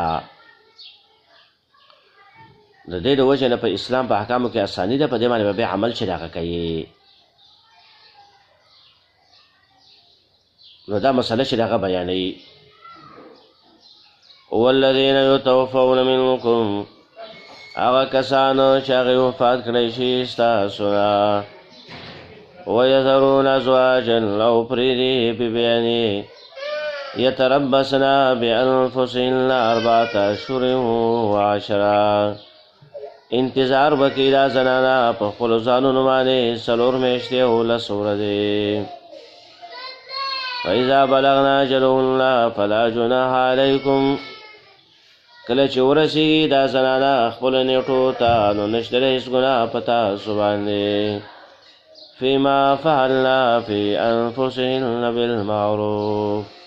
په هغه څه کې چې کوي دا زنانه په باره د نفسونو خپلو کې بالمعروف په ښه طریقې سره، په خپلو ځانونو کې کوي په ښه طریقې سره. دې نه مراد یو خدای چې نکاح شرعي طلب کوي نو دا بیا څوک نشي منع کولی، ځان له د نکاح ځای ګوري، دویم ډول سینګار چې هغه کوي نو دا بیا کولی شي. او دارنګې یا د کور نه وځي د پلار کور ته ځي، د ورور کور ته چې هغه ځي خاوند هغه عدت یې پوره کړي نو وځي نو دا د هغې نشي منع کولی. د خاوند ورونه لیور چې ورته وي نو دا یې نشي منع کولی، یا سخرې دی نو هغې نشي منع کولی چې ته ولې دا ډول کوې یا ته د نکاح اراده لرې او دا پې ظلم کوې زیاتې کوې چې دا به نه کوې. که هغه خپله ناست یو د بچو ته ناست وي چې یاره خاوند رانه لاړ بل خاوند به ما ته داسې میلاو شو که میلاو به نه شي، زه په خاوند څه کومه، د حیا ژوند تېروي، د ایمان ژوند تېروي. خاوند مزاج ورته معلوم و چې ده به د چا نه ستر پرده کوله، څومره حیا پکې وه څومره ایمان پکې و، حقسې ژوند دا تېروي او بچو ته کنتون وکړي نو رب العالمین به دې له ډېر اجر ورکړي، ډېر ثوابونه به دې ښځې له ورکړي چې په حدیث کې د هغې ډېر ثوابونه ذکر شوي دي. دا خو ښه خبره ده. لیکن که زنانه وي چې نه زه نکاح کومه ځکه چې ژوند مې نور ګرانېږي نو دا لیور او سخر په هغې زور نشي کولی چې ته به بلکل نکاح نه کوې، دا خو زموږ دپاره شرم دی او زموږ دپاره پیغور دی او دا پښتانه اوس دا شی کوي که نه نو دا د شرع خلاف طریقه ده به دا زور شي هغه به پرې نه کوي. دې کې به پښتو غیرت ته به نه ګورې، جاهلیت دور هم دغسې وکړه هغوی به هم دا غیرت ګڼه نه دا به نه کوي. بس د الله رسول حکم ته تسلیمېدل دا پکار دي. والله بما تعملون خبیر، الله رب العالمین په هغه کارونو چې تاسو کوئ خبردار دی. ولا جناح علیکم فيما عرضتم به من خطبة النساء او اکننتم في انفسکم. په دې آیت کې الله رب العالمین بل حکم ذکر کوي. اوس هغه دا دی بل حکم د احکام د تدبیر منزل نه هغه ده چې کله زنانه کونډه ده او په عدت کې ناسته ده یا یو زنانه طلاقه شوې ده او په عدت کې ناسته ده نو که تاسو دپاره 2 کارونه جایز دي د دغه ښځې په باره کې او د هغې متعلق او 2 کارونه منع ده. یو دا دی چې دغه ښځه چې په عدت کې ناسته ده یو سړی ورځي او هغې سره پټې د نکاح وعده کوي چې کله ستا عدت ختم شو نو زه تا په نکاح اخلم، دا وعده ورسره وکړي یا ته به څوک نه کوې ما به کوې، پټه وعده ورسره وکړي. الله وایي دا کار حرام دی. الله خو ویل دی که نه چې ته ورځې یو کونډه پسې او یا طلاقه شوې ښځه پسې او هغه په عدت کې لا ناسته ده او ته د هغې سره پټه وعده د نکاح کوې نو دا حرام کار تا وکړو ګناه دې وکړله الله نه ستا خبره نه پټېږي نو دا به نه کوئ یو د هغې سره وعده د نکاح پټه وکړي نو دا نه شي کولی دویم ناروا کار دا دی چې د هغې سره عین نکاح تړې ته په پټه باندې ورځې یا ښکاره ورځې او هغې ته وایې چې بس زه تا کوم هغه وایي چې بس زه هم تا کومه او بس ته ما قبول کړی او نکاح چې د هغو سره وتړي نو نکاح تړل هم ګناه او د نکاح وعده سره په پټه باندې کول چې عدت ختم شي نو بیا به نکاح کوو نو دا دواړه ګناه کارونه دي جایز کارونه دي دې نه منع ده په دې آیت کې او د دو کارونو اجازت دی د دغې ښځې چې کونډه ده په عدت کې ده یا زه طلاقه شوې ده په عدت کې راسه د دو کارونو اجازت سړو لپاره ده شته هغه دا دی چې ته د زنانه ته په اشاراتو باندې وې په اشاراتو طریقې سره اشاره وله ورکې که ستا عدت ختم شي او ما سره نکاح کوې نو بس زه نکاح سره کومه او دویم دا کار جایز دی چې ته په زړه کې د هغې نکاح خواهش لرې په خوله باندې چاته نه وایې خو په زړه کې دا وایي چې یاره که دا زنانه عدت یې ختم شو زه به په نکاح باندې والمه نو دا دو کارونه جایز دي د هغې وجه دا ده چې الله ته پته وایي چې تاسو به دا زنانه یادوئ او په خولې باندې به یادوئ یا به هغو سره نکاح کوي دې کارونه نه منع ده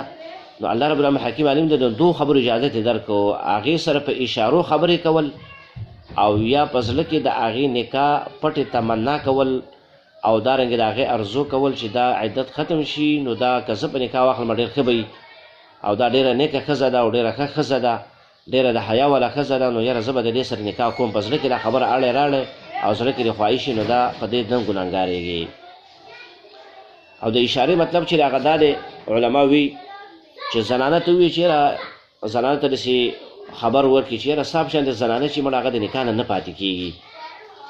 دې ته اشاره وي هغه هوښیاره ښځې هغه به دې پوه شي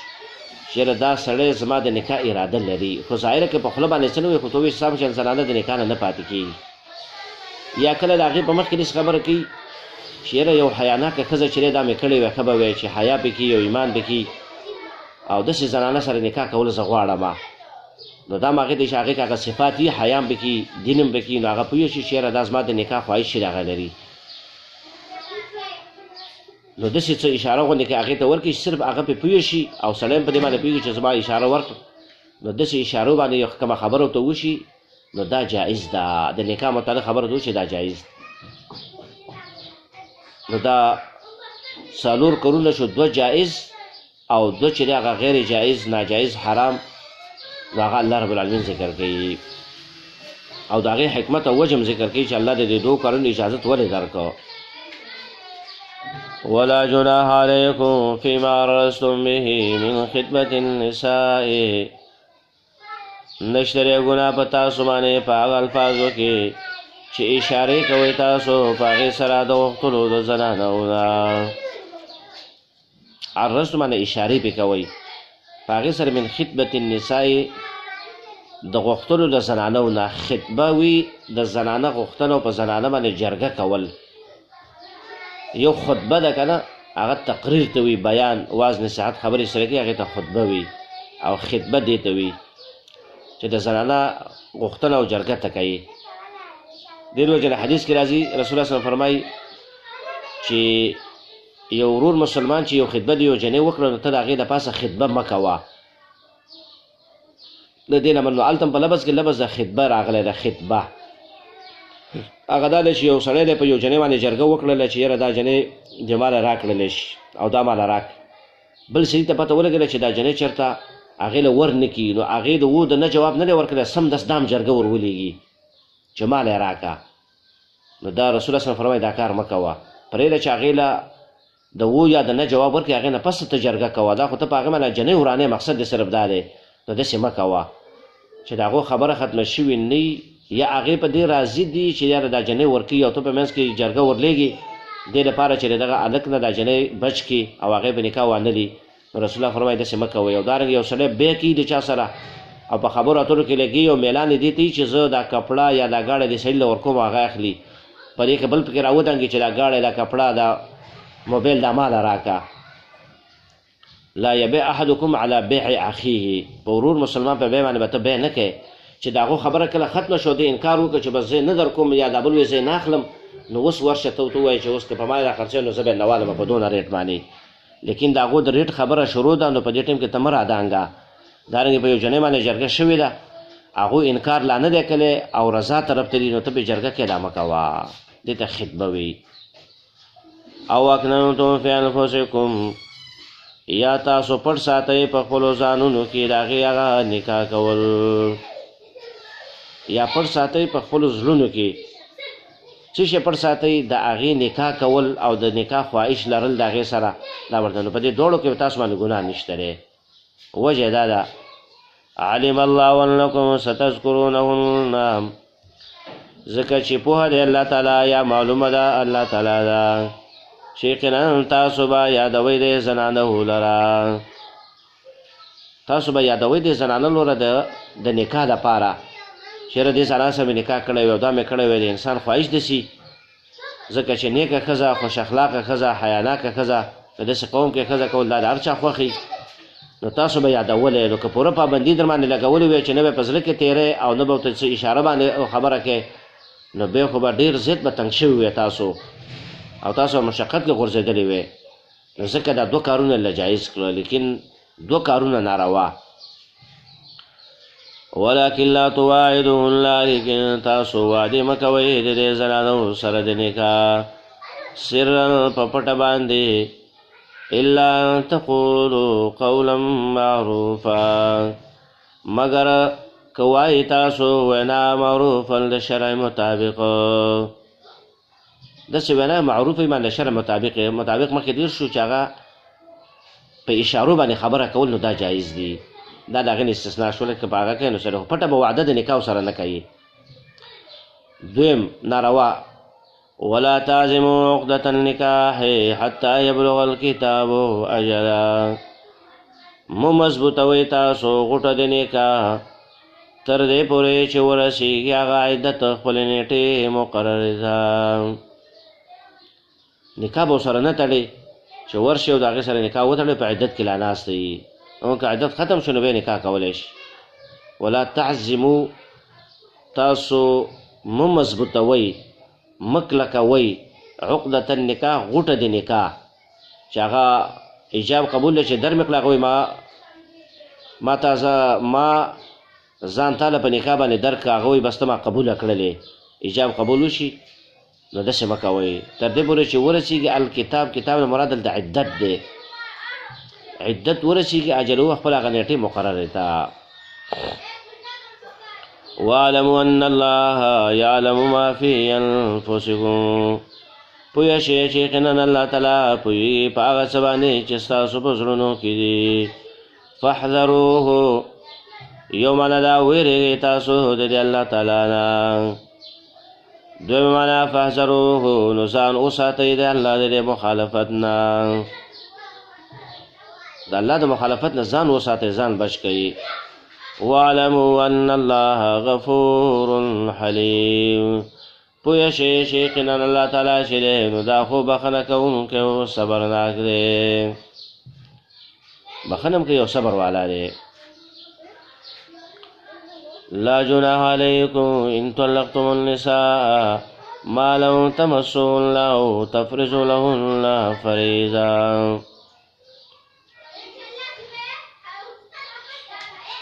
په دې دو آیتونو کې اوس الله رب العالمین بل حکم بیانوي د احکامو د تدبیر منزل نه، او هغه په دې دو آیتونو کې دی. هغه دا دی چې یو زنانه طلاقول په هغه وخت کې چې د هغې سره نزدېکت نه شوی او سړی ورله طلاق ورکوي، نو دا څنګه دی؟ او دا دویم مهر ورله نه مقرر شوی او سړی ورله طلاق ورکوي،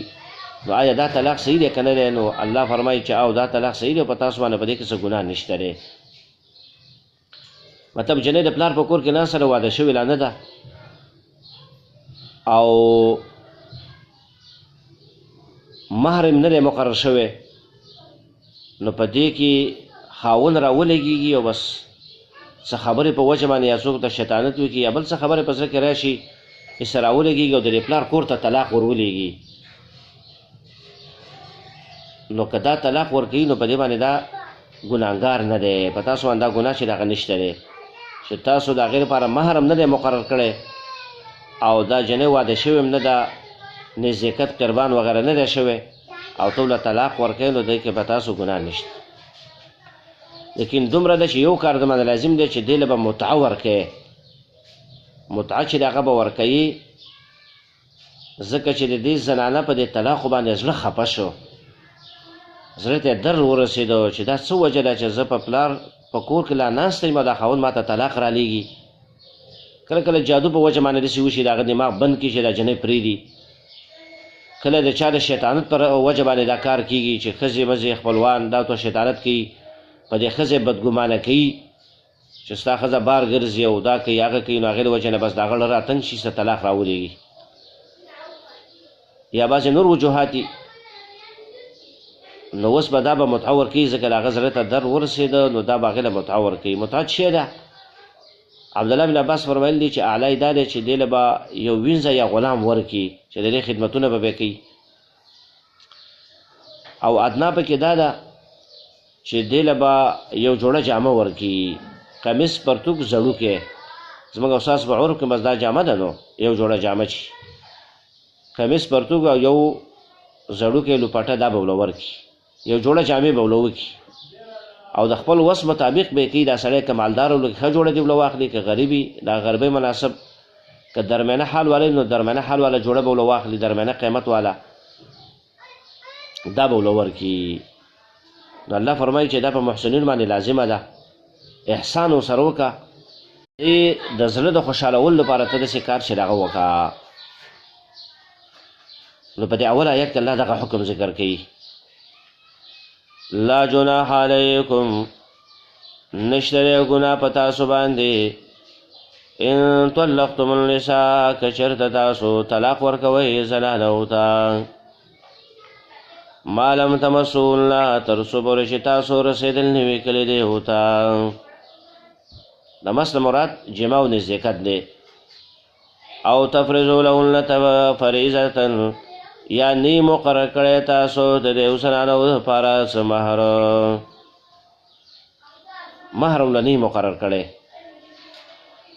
دې نه معلومه شوله چې بغیر د نکاح بغیر د مهر نه نکاح صحیح ده، خو مهر به بیا خامخا ورکوې. که په وخت د ایجاب قبول کې په نکاح کې مهر یاد نه شي نو نفس نکاح صحیح ده، لیکن مهر به واجبېږي چې کله دا د خاوند کور ته راشي او واده شي او د ده کمرې ته راشي، نو په ده باندې به مهر دا به لازمیږي. نو که مهر نه دی مقرر شوی نو مهر مثل به ورکړي، مهر مخکې نه دی مقرر شوی نو مهر مثل به ورکړي. مهر مثل دا دی چې د دې جنۍ چې نورې خویندې واده شوي دي هغو څونه مهر دی، یا د دې د ترونونه دي هغې واده شوي دي هغو څونه مهر دی، نو د خاوند به راولېږي دې له به دقو نه مهر ورکوي، دې ته مهر مثل وایي. ولې په وخت د نکاح کې د دې مهر تذکره ونه شوله، نو نفس نکاح صحیح شو. اگر که غوره دا وه چې مهر یې مقرر کړی وی، که چې مقرر یې نه که اول سر نه، نو اوس چې جنۍ واده شوه او د هغه کور ته راغله او د هغه کمرې ته را داخله شوله، نو اوس دا به هغې له مهر مثل چې د هغه ورکوي، مهر مثله چې کله د هغې سره نزدېکت جما وشي نو مهر مثل چې د هغه پې لازمیږي. ومتعوهن على الموسع قدره وعلى المقتر قدره، تاسو فیدې ورکوئ د زنانو ته. ومتعوهن متاع فیدې ورکوئ او سامان ورکوئ د زنانو ته. على الموسع په مالدار باندې قدره په اندازه د وس د هغه دی. وعلى المقتر قدره او په غریب سړي باندې په اندازه د وس د هغه دی. متاعا دا سامان ورکول بالمعروف د عرف مطابق، یا متاعا دا سامان ورکول بالمعروف په ښه طریقه باندې. څومره چې د خاوند وس وي د هغې مطابق به یو جوړه ورله واخلي، متعه هغه به ورله ورکړي. حقا علی المحسنین، دا متعه ورکول چې دی نو دا خو لازم دی په احسان کوونکو باندې. څوک چې محسنین بندګان دي د الله د بندګانو سره احسان کوي او د احسان هغه ماده پکې موجود وي د احسان کولو، نو دې سړي باندې دا لازم ده چې هغه به څه شی کوي، دا متعه چې ده دا به خامخا د ښځې له ورکوي. وإن طلقتموهن من قبل أن تمسوهن وقد فرضتم لهن فريضة. دا اوس د غیر متعلقاتو نه بل حکم هغه دا دی چې یو زنانه ده چې د هغې دپاره مهر مقرر شوی دی. مخکې خو هغه و چې مهر ورله نه و مقرر شوی نو متعه به ورکړي. اوس دویم صورت دا دی چې یو زنانه ده هغې دپاره مهر مقرر شوی دی، هلکه د دې مهر به مثال 1,00,000 روپۍ مهر به وي، نو په دې کې هغه لا واده شوي نه ده، مخکې د مس نه خاوند راولګی هغې له طلاق ورکړو، نو طلاق یې صحیح دی، خو لیکن نیم مهر به دا جنۍ اوس وړي د ده لا. نو 1,00,000 روپۍ مهر یې مقرر کړی و، د پلار په کور کې ورله طلاق شي هغه ورکړو، د مس نه مخکې ورکړو یا واده شو خو د مس نه مخکې ورله ورکړو، نو په دې کې به 50,000 روپۍ مهر چې دی دا به دا سړی ورله ورکوي. اوس 50,000 روپۍ مهر دا به ورکوي، 1,00,000 روپۍ مهر دی، نو دا به په میز باندې نیم شي، نیم به دا جنۍ شي دا ترې واخلي، دا به ورله ورکوي خامخا. اوس که داسې چې نو مخکې هغه صورت و چې مهر پکې نه و مقرر شوی، نو متعه وه چې مهر مقرر شي نو بیا به نیم مهر چې هغه ورکوي، او کله چې بیا د هغې سره قربان نزیکت مس وشي نو دا 1,00,000 روپۍ به پوره به ورکوي. 1,00,000 روپۍ به پوره مهر به هغه زنانه ته میلاویږي چې د هغې سره نزیکت وغیره وشي. اوس که چېرته دا ښځه راپاڅېږي او ووایي چې زه تا ما له طلاق په کور کې چې هغه راکړه بس صحیح ده، زه دا مهر تا نه بلکل نه اخلم، معافی ورته وکړي، دا 50,000 روپۍ چې دی دا زما حق کېږي دا هم نه اخلم، نو الله فرمایي صحیح ده، خپل حق یې دی، دا 50,000 روپۍ مې پرېښودلې، بس 1 روپۍ مې وانخیست. یا دا خاوند راولګېږي وایي چېرې تا له ما طلاق چې هغه درکړه، پلار په کور کې مې له طلاق درکړه، نیم مهر 50,000 روپۍ کېږي، بس دا 1,00,000 روپۍ مهر ټول واخله، بس ما د طرف نه تا ته دا بس معاف دی، دا نیم مهر ستا کېږي خو مهر ته پوره واخله. نو الله فرمایي دا هم صحیح ده، یو بل سره احسان کوئ نو دا ښه خبره ده، نو په دې کې بیا سړی ګناهګارېږي نه. دې وجې نه مخکې موږ ویلي وو قرآن د آیتونو ډېر آیتونو دا مسله معلومیږي چې دا مهر چې دی دا د دې ښځې حق دی، د ښځې نه سړی په زور باندې دا نشي اخیستی چې خاوند یې په زور ترې اخلي، یا یې اسخر په زور باندې ترې اخلي، یا یې لیورونه په زور باندې ترې اخلي، دا ظلم کوي، زیاتې کوي، یا د هغې نه په چل ول باندې اخلي، چل ول باندې چې په دې باندې موږ کاروبار شروع کوو، یا موږ به په دې باندې کور اخلو او په موږ باندې موږ دا به کوو هغه به کوو، او بیا به وروسته له بیا واپس وکړو، په دې چل ول او په دوکه باندې چې هغه مهر چې هغه ترې واخلي وروسته له بیا نه کوي، هسې چل ول سره کوي، دوکه سره کوي، نو دا غټ ظالمان دي. پردی حق یې وخوړه او هغې ورته نه معاف کوي، قیامت کې به الله د دې تپوس ترې کوي. پردی حق الله هېڅکله نه معاف کوي چې څو پورې د هغه نه معافي نه یې غوښت، نو دا خو دوکه او چل یې ورسره وکړ، نو نه یې ترې خاوند اخیستلی شي، او نه یې ترې سخر اخیستلی شي، او نه یې ترې خواښې، او نه یې ترې لیورونه. دویم صورت دا دی چې دا ښځه په خپله خوښه باندې دا مهر د هغې دی او په خپله خوښه باندې خاوند له ورکړي چې ته غریب یې، دا زر دي، دا پیسې دي، دا ته واله او ځان له پرې کاروبار شروع کړه، په خپله خوښه یې له ورکړي، نو دا جایز دی. خاوند دپاره به یې په هغې باندې کار کول یا د هغې نه خوراک کول دا جایز دی. یا ښځه رالګېږي په خپله خوښه باندې دا پیسې پلار له ورکوي، پلار یې غریب دی او د دې سره دا مهر پیسې پرتې دي، لکه 1 توله ده، نیمه توله ده، زه دا پلار له ورکوم، نو خاوند او سخر په هغې باندې زور نشي کولی چې ته ولې دا پلار له چې هغه ورکوي، بس د هغې حق دی، خپلې پیسې دي، نو ته پرې ولې زور چې هغه کوي، هلته دې له مهر مقرر کړی او هلته بیا نیغ نیغ ورته کېږي چې دا دې ولې پلانکې چا له به نه ورکوي، او بیا یې ته واخلي په بکس کې ته بند کړي چې په دې کې ستا واک او اختیار چې د هغه نشته دی. دا غټ ظالم دی چې مهر د هغې دی، حق د هغې دی، شرع هغې له ورکړی دی، او په نکاح کې ورسره وعده وکړه چې دا هغې دی، اوس یې خاوند ترې اخلي او یا یې ترې سخر او خواښې اخلي په زور باندې، دا ظلم دی. دې وجې نه دا ته نشي اخلی، که په خپله خوښې له ورکوي بیا ټیک ده. وإن طلقتموهن که چېرته تاسو طلاق ورکوئ دې زنانو ته من قبل ان تمسوهن مخکې د مسه کېدو د دیو نه او مخکې د رسېدلو نه دیو ته، وقد فرضتم لهن فریضة او حال دا چې مقرر کړی تاسو د زنانو دپاره مهر فنصف ما فرضتم پس لازم دی په تاسو باندې نیم د هغې مال چې تاسو مقرر کړی دی فالواجب علیکم نصف ما فرضتم واجب او لازم په تاسو باندې بیا هغه نیم د هغه مال او د هغه مهر چې تاسو مقرر کړی دی الا یعفونا مگر که معافی وکړي دا زنانه د خپل حق دا نیم معاف کړي او یعفو الذي بیده عقدة النکاح یا معافی وکړي هغه کسو چې په لاس د هغې کې غوټه د نکاح ده د نکاح غوټه د چا په لاس کې ده د خاوند په لاس کې ده هغه معافی وکړي وایي چې 50,000 روپۍ زما کېږي خو دا 50,000 هم ته واخله 1,00,000 روپیو له پوره ورکړي وان تعفو اقرب للتقوى وان تعفو که تاسو معافی کوئ یو بل ته نو دا خو ډېره نږدې ده تقوا ته تقوا ته دا خبره ډېره نږدې ده چې تاسو یو بل ته معافی وکوئ للتقوا تقوا ته نږدې ده او دارنګې دپاره د حصول د تقوا ولا تنسوا الفضل بینکم مه هېروئ تاسو هغه فضل او مهرباني په خپله منځ کې کوم فضل او مهرباني چې ستاسو په منځ کې هغه مه هېروئ ځکه ته ښځه وي هغه د خاوند نو دا تاسو خپل منځ کې هغه مه هېروئ یو بل سره مې احسانات کړي دي نو فضل چې هغه دا دی چې خاوند راولېږي او ټول مال ورله ورکړي ټول مهر یو ته وانخ د ښځې طرف نه فضل چې هغه دا دی چې 1 روپۍ م ته وانخلي او ټول هغه له چې هغه ورکړي هغه ته معافي وکړي ان الله بما تعملون بصیر یقینا الله تعالی په هغه عملونو چې تاسو کوئ لیدونکی دی ستاسو عملونه یو عمل م ستاسو د الله رب العالمین نه پټېږي نه الله رب العالمین په هر یو شي باندې چې هغه پوهه دی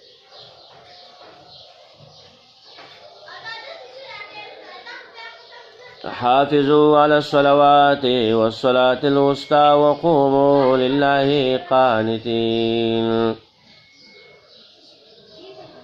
دا اوس بل حکم دی د احکامو د تدبیر منزل نه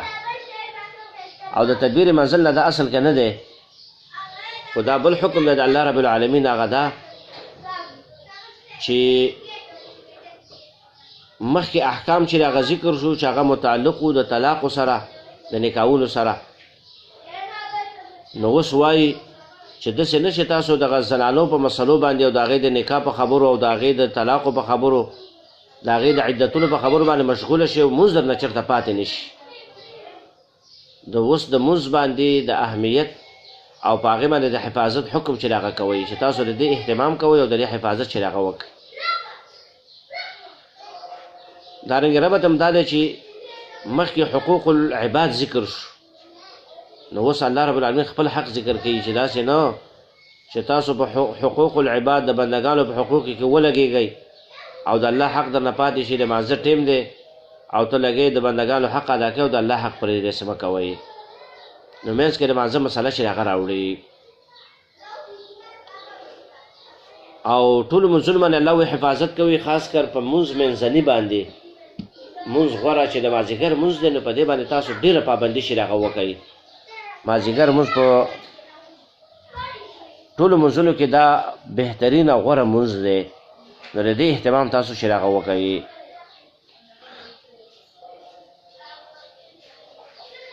په غزوة احزاب غزوه خندق چې ورته وایي چې کافران راغلي وو او د مدینې نه غیر چاپېره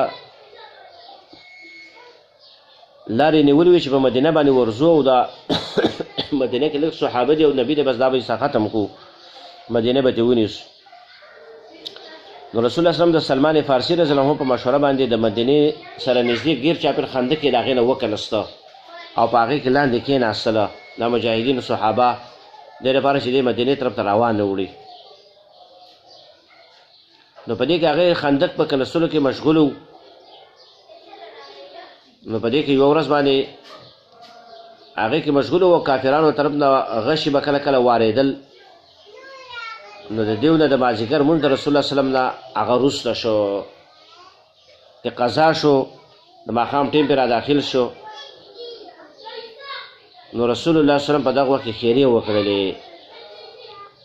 چې ملأ الله بیوتهم وقبورهم نارا، بل روایت کې راځي اجوافهم نارا حبسون عن صلاة الوسطى.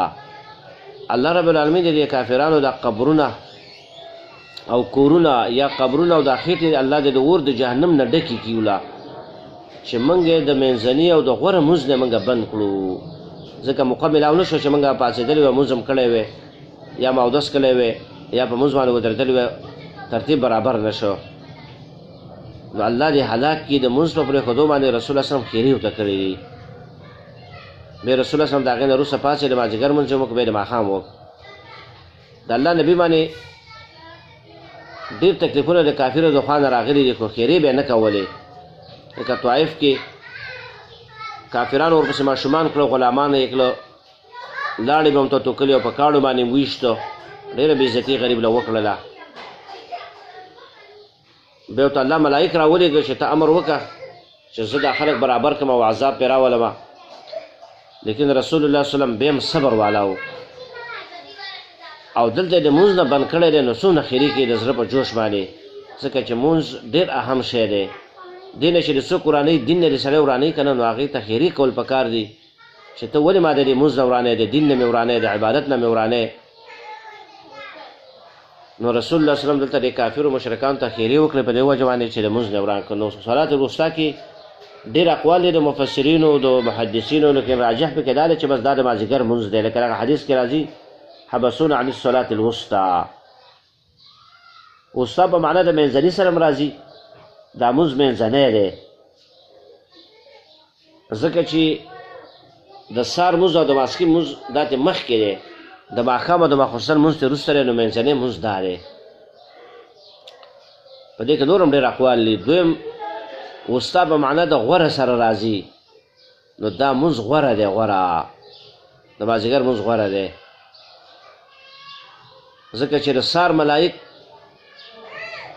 هغه او د شپې ملایک هغه د مازدیګر مانځه کې سره یو ځای کېږي. د سار نه چې کومې ملایکو ډیوټي په موږ او تاسو مقرر دي، زموږ اعمال بد ښه دا ټول لیکي، د مازدیګر مانځه پورې د هغې ډیوټي وشي، بیا ځي د الله دربار ته او دا زموږ عملونه پیش کوي. بره الله ته پته هم ده، خو بس په دې باندې مقرر کړلی دی، دا خبر ورکوي وله. نو مازدیګر مونځ بهترین مونځ دی. نو دا چې دا د شپې ملایک چې راشي، نو دا هم تا ولیکي چې پلانکی په صف کې ولاړ دی یا په اول ټایم باندې ښایسته مونځ چې هغه وکړو، نو دا ولیکي چې یاره زما ډیوټي د مازدیګر نه شروع شو، دا به په دې مونځ کې و. او هغه د سهار نه چې کوم ملایک راغی، نو هغه مازدیګر ډیوټي پوره کېږي، نو هغه هم ولیکي په خپل رجسټر کې، الله ته وایي چې الله بس چې سهار راتلمه هم په جمع کې حاضر و، هغه مې لیکلی دی، او چې مازدیګر تلمه بیا هم په جمع کې حاضر و. نو دا ډېر کامیاب شو، ځکه دا دوه مونځونه ډېر بهترین مونځونه دي، سهار او د مازدیګر. نو دې د وجه نه د دې پابندي ډېره پکار ده، او ټولو مونځونو باندې پابندي پکار. نو ځکه الله وایي حافظو علی الصلوات، تاسو ساتنه کوئ او حفاظت کوئ په ټولو مونځونو باندې، والصلاة الوسطی، او خاص کر په مونځو غوره باندې او په مونځو درمیانه باندې، وقوموا لله قانتین، ودرېږئ تاسو الله ته عاجزي کوونکي، یا ودرېږئ تاسو الله تعالی ته تابعداري کوونکي، یا ودرېږئ تاسو الله تعالی ته چپچاپ. ساکتین معنا ده، یا معنا ودرېږئ تاسو الله تعالی ته آرام په آرام سره، بېځای حرکات وغیره په مانځه کې مه کوئ. قانتین چې دي، نو د دې اکثر علماوي عبدالله بن عباس هم غالبا نقل دی چې هغه وایي هر قانون په قرآن کې په معنا د تابعدارۍ طاعت سره دی. نو قانتین معنا تابعدار، الله ته چې ودرېږي نو په تابعدار ودرېږه. دویم قول د مفسرینو دا دی چې قانتین معنا خاشعین، په خشوع په عاجزۍ سره الله ته ودرېږه. دې نه معلومه شو چې دا قیام فرض دی، ودرېږي به مانځه کې، مګر که چېرته ته سخت بیماري خپې دې کار نه کوي او ودرېدی نه شي، نو یا په کرسۍ کې کښېنه او یا په ځمکه باندې کښېنې، مونځ چې د هغه کوې په اشاره باندې، نو بیا جایز ده.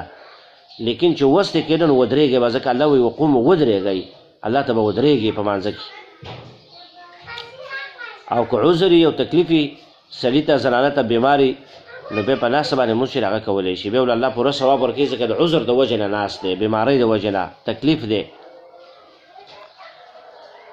قانتین نو معنا خشوع کوونکي عاجزي کوونکي الله ته ودرېږئ نو مونځ کې خشوع لازمه ده چې په مونځ باندې ودرېږئ نو خشوع به برابرې داسې به نه کوې چې مونځ باندې ودرېږي او یو ځای کوې او بل ځای کوې او یو طرف او بل طرف ته ګورې نه سجدې ځای ته به ګورې او ځان به بې ځای نه کوې چې ضرورت نو راغلی نو یو ځای به نه کوې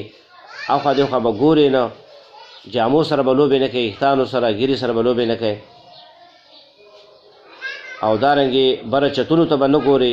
اخوا دېخوا به نظر نه اړې او د دې مانځه ته به سوچ کوې چې زه اوس په کوم ځای کې روان یم مانځه کې او خاص کر د مانځه معنی زده کول لازم دی په دې خشوع برابرېږي چې په مونځ کې زه اوس په کوم ځای کې روان یم او د دې ټکي څه معنی ده او مخکې مونږ ویلو د خشوع غټ د پیدا کېدو غټ سبب دا هم دی چې سړی په دې مانځه باندې ودرېږي او دا سوچ وکړي چې کیدای شي دا زما اخرنی مونځ دی نه وروسته زه مړ شمه نو الله له دا مونځ به زما اخرنی مونځ وي نو چې دا خو ښه په توجه باندې وکړم د سړي سخته ښه توجه برابرېږي په دې باره کې چې ته دا ځان فرض کړې چې کیدای شي بل مانځه پورې زه مړ شمه که نه ډېر انسانان یې ماسکي مونځو کې مازدیګر پورې مړ وي که نه سهار مونځ یې کړی دی د هغې نه پس ماسکي مانځه ته پاتې نه شو نو چې سهار مونځ کو ښایسته وکړې که نه نو دا په زړه کې راولئ چې دا زما اخرنی مونځ شي نو ښایسته مونځ به کوې او په توجه به کوې او تسبیحات به هم پکې ډېر وې او په ارام سره به یې کوې ارام سره نو خشوع په مانځه کې لازمي ده که ټول مانځه کې د خشوع برابره نه شوه نو په تا باندې دا یېره ده چې ستا مونځ به نه شوی بیا به دوباره مونځ کوې لیکن کله خشوع خرابېږي او کله به یې برابرې کله خرابېږي نو بیا یې مونځ کېږي وجه دا ده چې دا په مونځ کې پوره جهاد دی شیطان زموږ او ستاسو توجه خرابوي خو ته به بېرته مانځه ته راړې بې خرابوي بیا به مانځه ته راړې نو الله بیا مهربانه دی زموږ او ستاسو مونځ به یې قبلوي دارنګې قانتین دا معنی هم ده چې په مانځه کې به خبرې نه کوئ مخکې په مانځه کې خبرې کول جایز و چا به سلام واچو نو تا به ورته وویل وعلیکم السلام یا کوم د ضرورت خبره په مانځه کې جایز وه نو بیا د مانځه هغه خبرې چې د هغه منسوخ شولې اوس به په مانځه کې خبرې اترې چې د هغه چیرې جایز نه دي صرف که سلام په مانځه ته ولاړ او سلام در باندې چا در واچو نو د لاس په اشاره باندې یا یو ګوتې په اشاره باندې ته جواب ورکولی شي په خولې به ورته وعلیکم السلام نه وی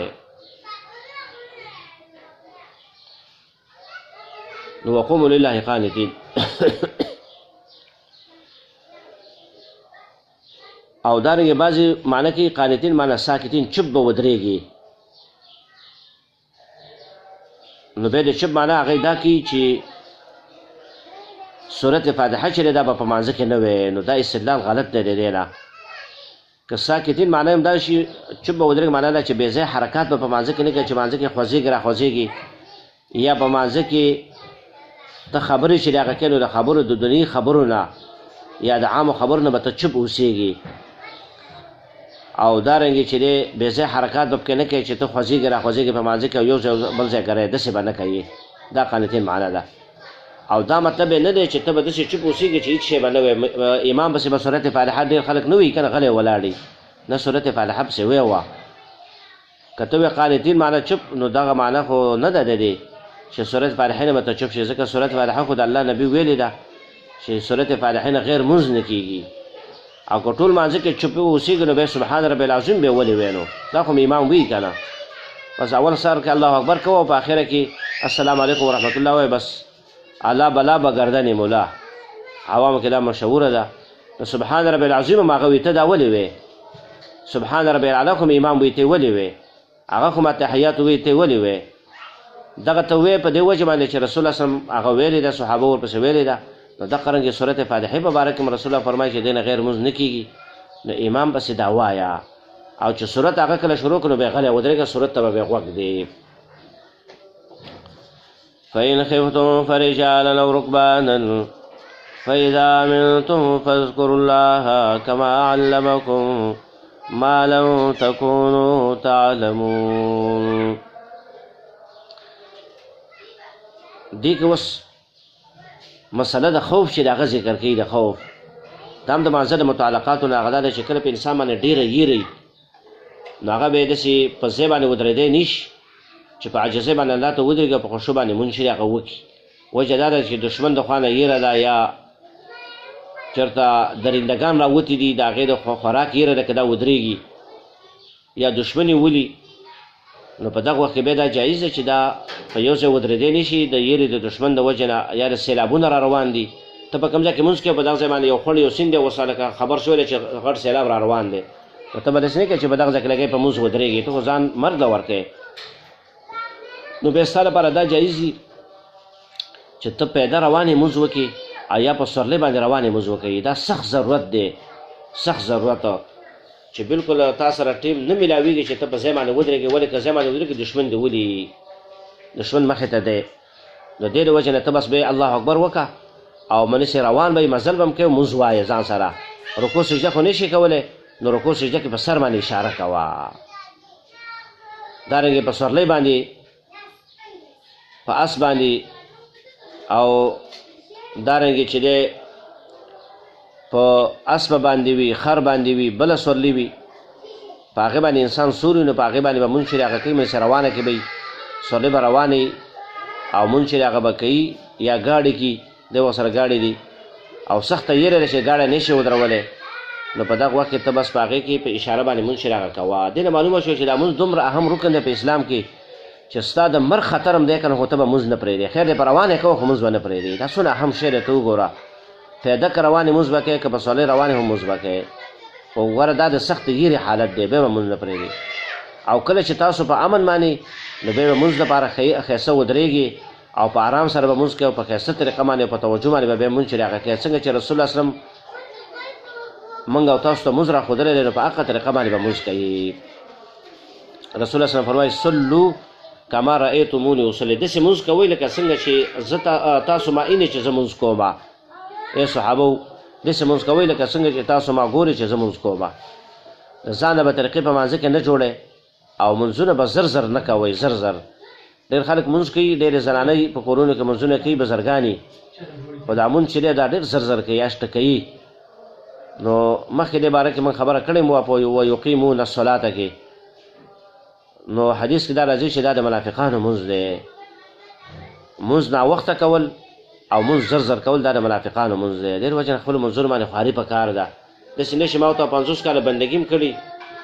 او دارنګې به منافقانو په صف کې قیامت کې پاڅېږو والعیاذ بالله په دې وجه باندې چې مونځونه دې ناوخته کړي دي مازدیګر مونځ زنانه ناوخته کوي وی پخلی کومه د سهار مونځ ناوخته کوي وی چای کومه واړه سکول ته لېږمه او دغه شانتې د ماسپښین مونځ چې دی هغه ناوخته کوي پلانکی کار مې دی دا ظلم دی زیاتی دی ولې خپل اعمال خرابوئ آخرت ته ورځئ چې مړه شي څه به کوې دا جامین ځل او دا ترکارۍ مرکارۍ نو په دې شیانو باندې خو ته نه بچ کېږې د الله نه د خېټې غم مخکې دی د جامو غم مخکې دی او مونځ چې دی هغه وروسته دی داسې نه ده پکار دې وجه منافقانو علامه یې زده که به یېرېږي چې مونځ ناوخته کوي او بل مونځ زر زر کوي مونځ به په آرام سره کوي داسې به کوي څنګه چې رسول الله کړی دی قومه او جلسه به په آرام سره کوي رکوع کې به ټیم تېری سجده کې به ټیم تېری سمع الله لمن حمده سره به صحیح ودرېږي چې هر اندام خپل ځای ته ورسېږي آرام وشي نو بیا به د هغې نه پسه سجدې ته ځي دو سجدو منځ کې به صحیح طریقه باندې کښېنې بل ورځ یو کس مونځ کوو زما خوا ته نږدې شو ما د هغه مونځ ته وکتل نو ډېر زیات خفه شوم په دې بس چې څنګه به سجدې نه راوچت شو بس هسې به د لاس به د یو ګونډو سره ولګو زر به بیا لاړه او سمع الله لمن حمده سره به بس په روانه کې به دا وویل او زر به سجدې ته لاړه او د الله نبي فرمایي د هغه سړي مونځ نه کېږي چې لا تجزئ صلاة الرجل حتى يقيمه ظهره في الركوع والسجود چې خپله ملا په رکوع سجده کې برابره نه کړي د هغه سړي مونځ نه جایز کېږي د الله نبي داسې فرمایي او مشهور حدیث دی تاسو به هم کېدای شي اورېدلی چې رسول الله فرمایي ناکاره غل هغه دی چې له مانځه نه غلا کوي نو چا تپوس یا رسول الله مانځه نه به څوک څنګه غلا وکړي وایي د مانځه نه غلا چې د هغه دا دی چې رکوع سجده او قومه جلسه د هغې په صحیح طریقه نه کوي په رکوع کې ملا صحیح برابره نه کړي سجده کې نه برابروي سمع الله لمن حمده سره صحیح نه ودرېږي دو سجدو په منځ کې صحیح نه کړي دا د مانځه غل دی نو سړی به مونځ هم وکړي او غل به هم وي ته وګوره څونه ناکاره خبره ده دا څونه بده خبره ده د دې وجې نه مونځ باندې خواري په کار ده ښایسته مونځونه کوئ که اوسه به زر زر کلی اوس توبه ایستل الله ته په کار دي بخاري کې حدیث حذیفه رضی الله عنه یو سړی ولیده چې مونځ یې زر زر کوو نو هغه ته تپوس وکړو چې سړي څه وخت نه ته دا مونځ داسې کوې نو هغه ورته وویلی چې 80 کاله ورته یا وښودل او یا ورته څلوېښت کاله وښودو چې د څلوېښتو کالو نه زه دا مونځ داسې کوم یا د شپېتو کاله والله اعلم. نو حذیفه رضی الله عنه ورته وویل چې ای سړی که په دې مانځه باندې ته مړ شو نو په غیر د اسلام د فطرت نه به ته مړ شي. دا مونځ نه دی، داسې ورزش دی چې دا تاسو یې کوئ. څونه ته غوسه، دا د صحابي فتوا ده، زما نه ده. ښه دا صحابي ورته وایي که دې مانځه باندې ته مړ شوې که نه نو شپېته کاله دې مونځ ټکولی دی یا دې څلوېښت کاله مونځ ټکولی دی، ته د اسلام د فطرت نه غیر به مړ شي. د مسلمان شان دا نه دی چې هغه دې مونځ زر زر کوي او مونځ یې ټکوي. په روټۍ ټیم ډېر لګوو، په قهوه څښلو باندې ټیم لګوو او په ګپونو باندې ټیمونه لګوو، په مانځل یې ټیم نه لګوو. بس زر زر مونځ دی، بس ځان ته فارغه کوه الحمدلله، بس مونځ مې وکړه او 20 کاله تراویح مې وکړې. او بیا یا الله ما مې وبخښي او زما مور پلار او نیو نیکه استادان مې وبخښي. په دې مانځه باندې غم د ځان وکړه چې دا قبول دی او که نه دی، او ته پکې نیو نیکه هم یادوې چې دا هم پکې وبخښي. د خپل مونځ غم دې وکړه. 20 کاله تراویح کې وکړه. موږ دا نه وایو چې 20 کاله تراویح حرام کار دی یا ګناه کبیره دی. وایي که 20 نه شي 40 وکړه، مونځ چې څومره ډېر کوي او ښایسته کوي. لیکن غم دا دی چې دا 40 کوي یا 20 کوي خو په آرام سره کوي وکړه که نه. رکوع سجده قومه جلسه خو برابره که که نه. او چې 20 رکعاته کومه خوشحاله او هسې ټکوي په 25 منټه کې، په 20 منټه کې دا خلک بعضې جوماتون والا چې دا تراویح چې د هغه کوي په 20 منټه کې، 25 منټه کې، نیمه ګنټه کې یو کم 10 رکعاته چې د هغه کوي. غټ ظالم دی دا امام، غټ ظالم دی دا قاری د قرآن چې په نیمه ګنټه کې یا په 25 منټو کې یو کم 10 رکعاته چې د هغه وکړي. دا د مانځه غل دی دغه حدیث مطابق. او که الله له ورغی په دې مانځه به ورته اسم میلاو نه شي. دې وجې نه خپل مونځونو غم پکار دی. بعضې امامان یې هغه وایي چې زما مقتدیان ډېر شي که نه، نو خلک دې ته خوشحالېږي چې مونځ یې زر زر وي، که نه دې ته خوشحالېږي. نو هغه اوس یو امام وایي چې که زه مونځ زر زر وکړم چې دا خلک ډېر ډېر شي، ځکه سرسایه ورځې را روانې دي او دا سرسایه چې ما ته میلاو شي نو به زه به باچا شم. هلکه د سرسایه وږی تا به الله د ولږې نه وژني. مونځونه مه خرابوه، د الله عبادت مه خرابوه، د الله په دې بندګۍ پورې ټوکې مه کوه. الله خفه کوي او خلک خوشحاله د سرسایه د وجې نه. هر یو کوشش کوي چې زما مقتدیان ډېر شي، سرسایه ماله ډېره کړي، الله خفه کوي. دې د وجې نه مونځ ښایسته پکار دی. 20 رکعاته نه شي کولی، 8 رکعاته وکړه، 10 وکړه، 12 وکړه او ښایسته طریقه باندې کوه، په آرام سره کوه، الله به ډېر اجر درکړي. فإن خفتم که یریږئ تاسو د دشمن وغیره نه یریږئ فرجالا، پس مونځ کوه که پیدی سي تاسو او رکبانا او که سواری تاسو، که په سورلۍ باندې او که پیدا روانې بس مونږ چې دغه کوئ. فاذا امنتم کله چې تاسو په امن کې شئ، یا د په امن کې شئ یا د اول سر نه په امن کې یې، نو فذکروا الله، نو بیا یادوئ الله لره، کما علمکم لکه څنګه چې ښودنه کړې تاسو ته ما په هغه طریقه باندې لم تکونو تعلمون چې تاسو نه پوهېدلې په هغې باندې. د رسول الله طریقه وه چې تاسو مخکې به نه پوهېدلې، نو په هغه طریقه باندې مونځ کوئ. او یا دا دی کما علم لکه څنګه چې ښودنه کړل د تاسو په واسطه د نبي، ما لم تکونو د هغه څه چې تاسو په هغې باندې مخکې نه پوهېدلې. دې نه مراد ټول احکام شرعیه دی چې په هغې باندې تاسو نه پوهېدئ او د نبي تاسو له هغې دغه له درکه پوهه درکړله او تاسو له تعلیم چې د هغه په وحي سره درکړه، نو په دغه طریقه باندې تاسو مونځ چې د هغه کوئ.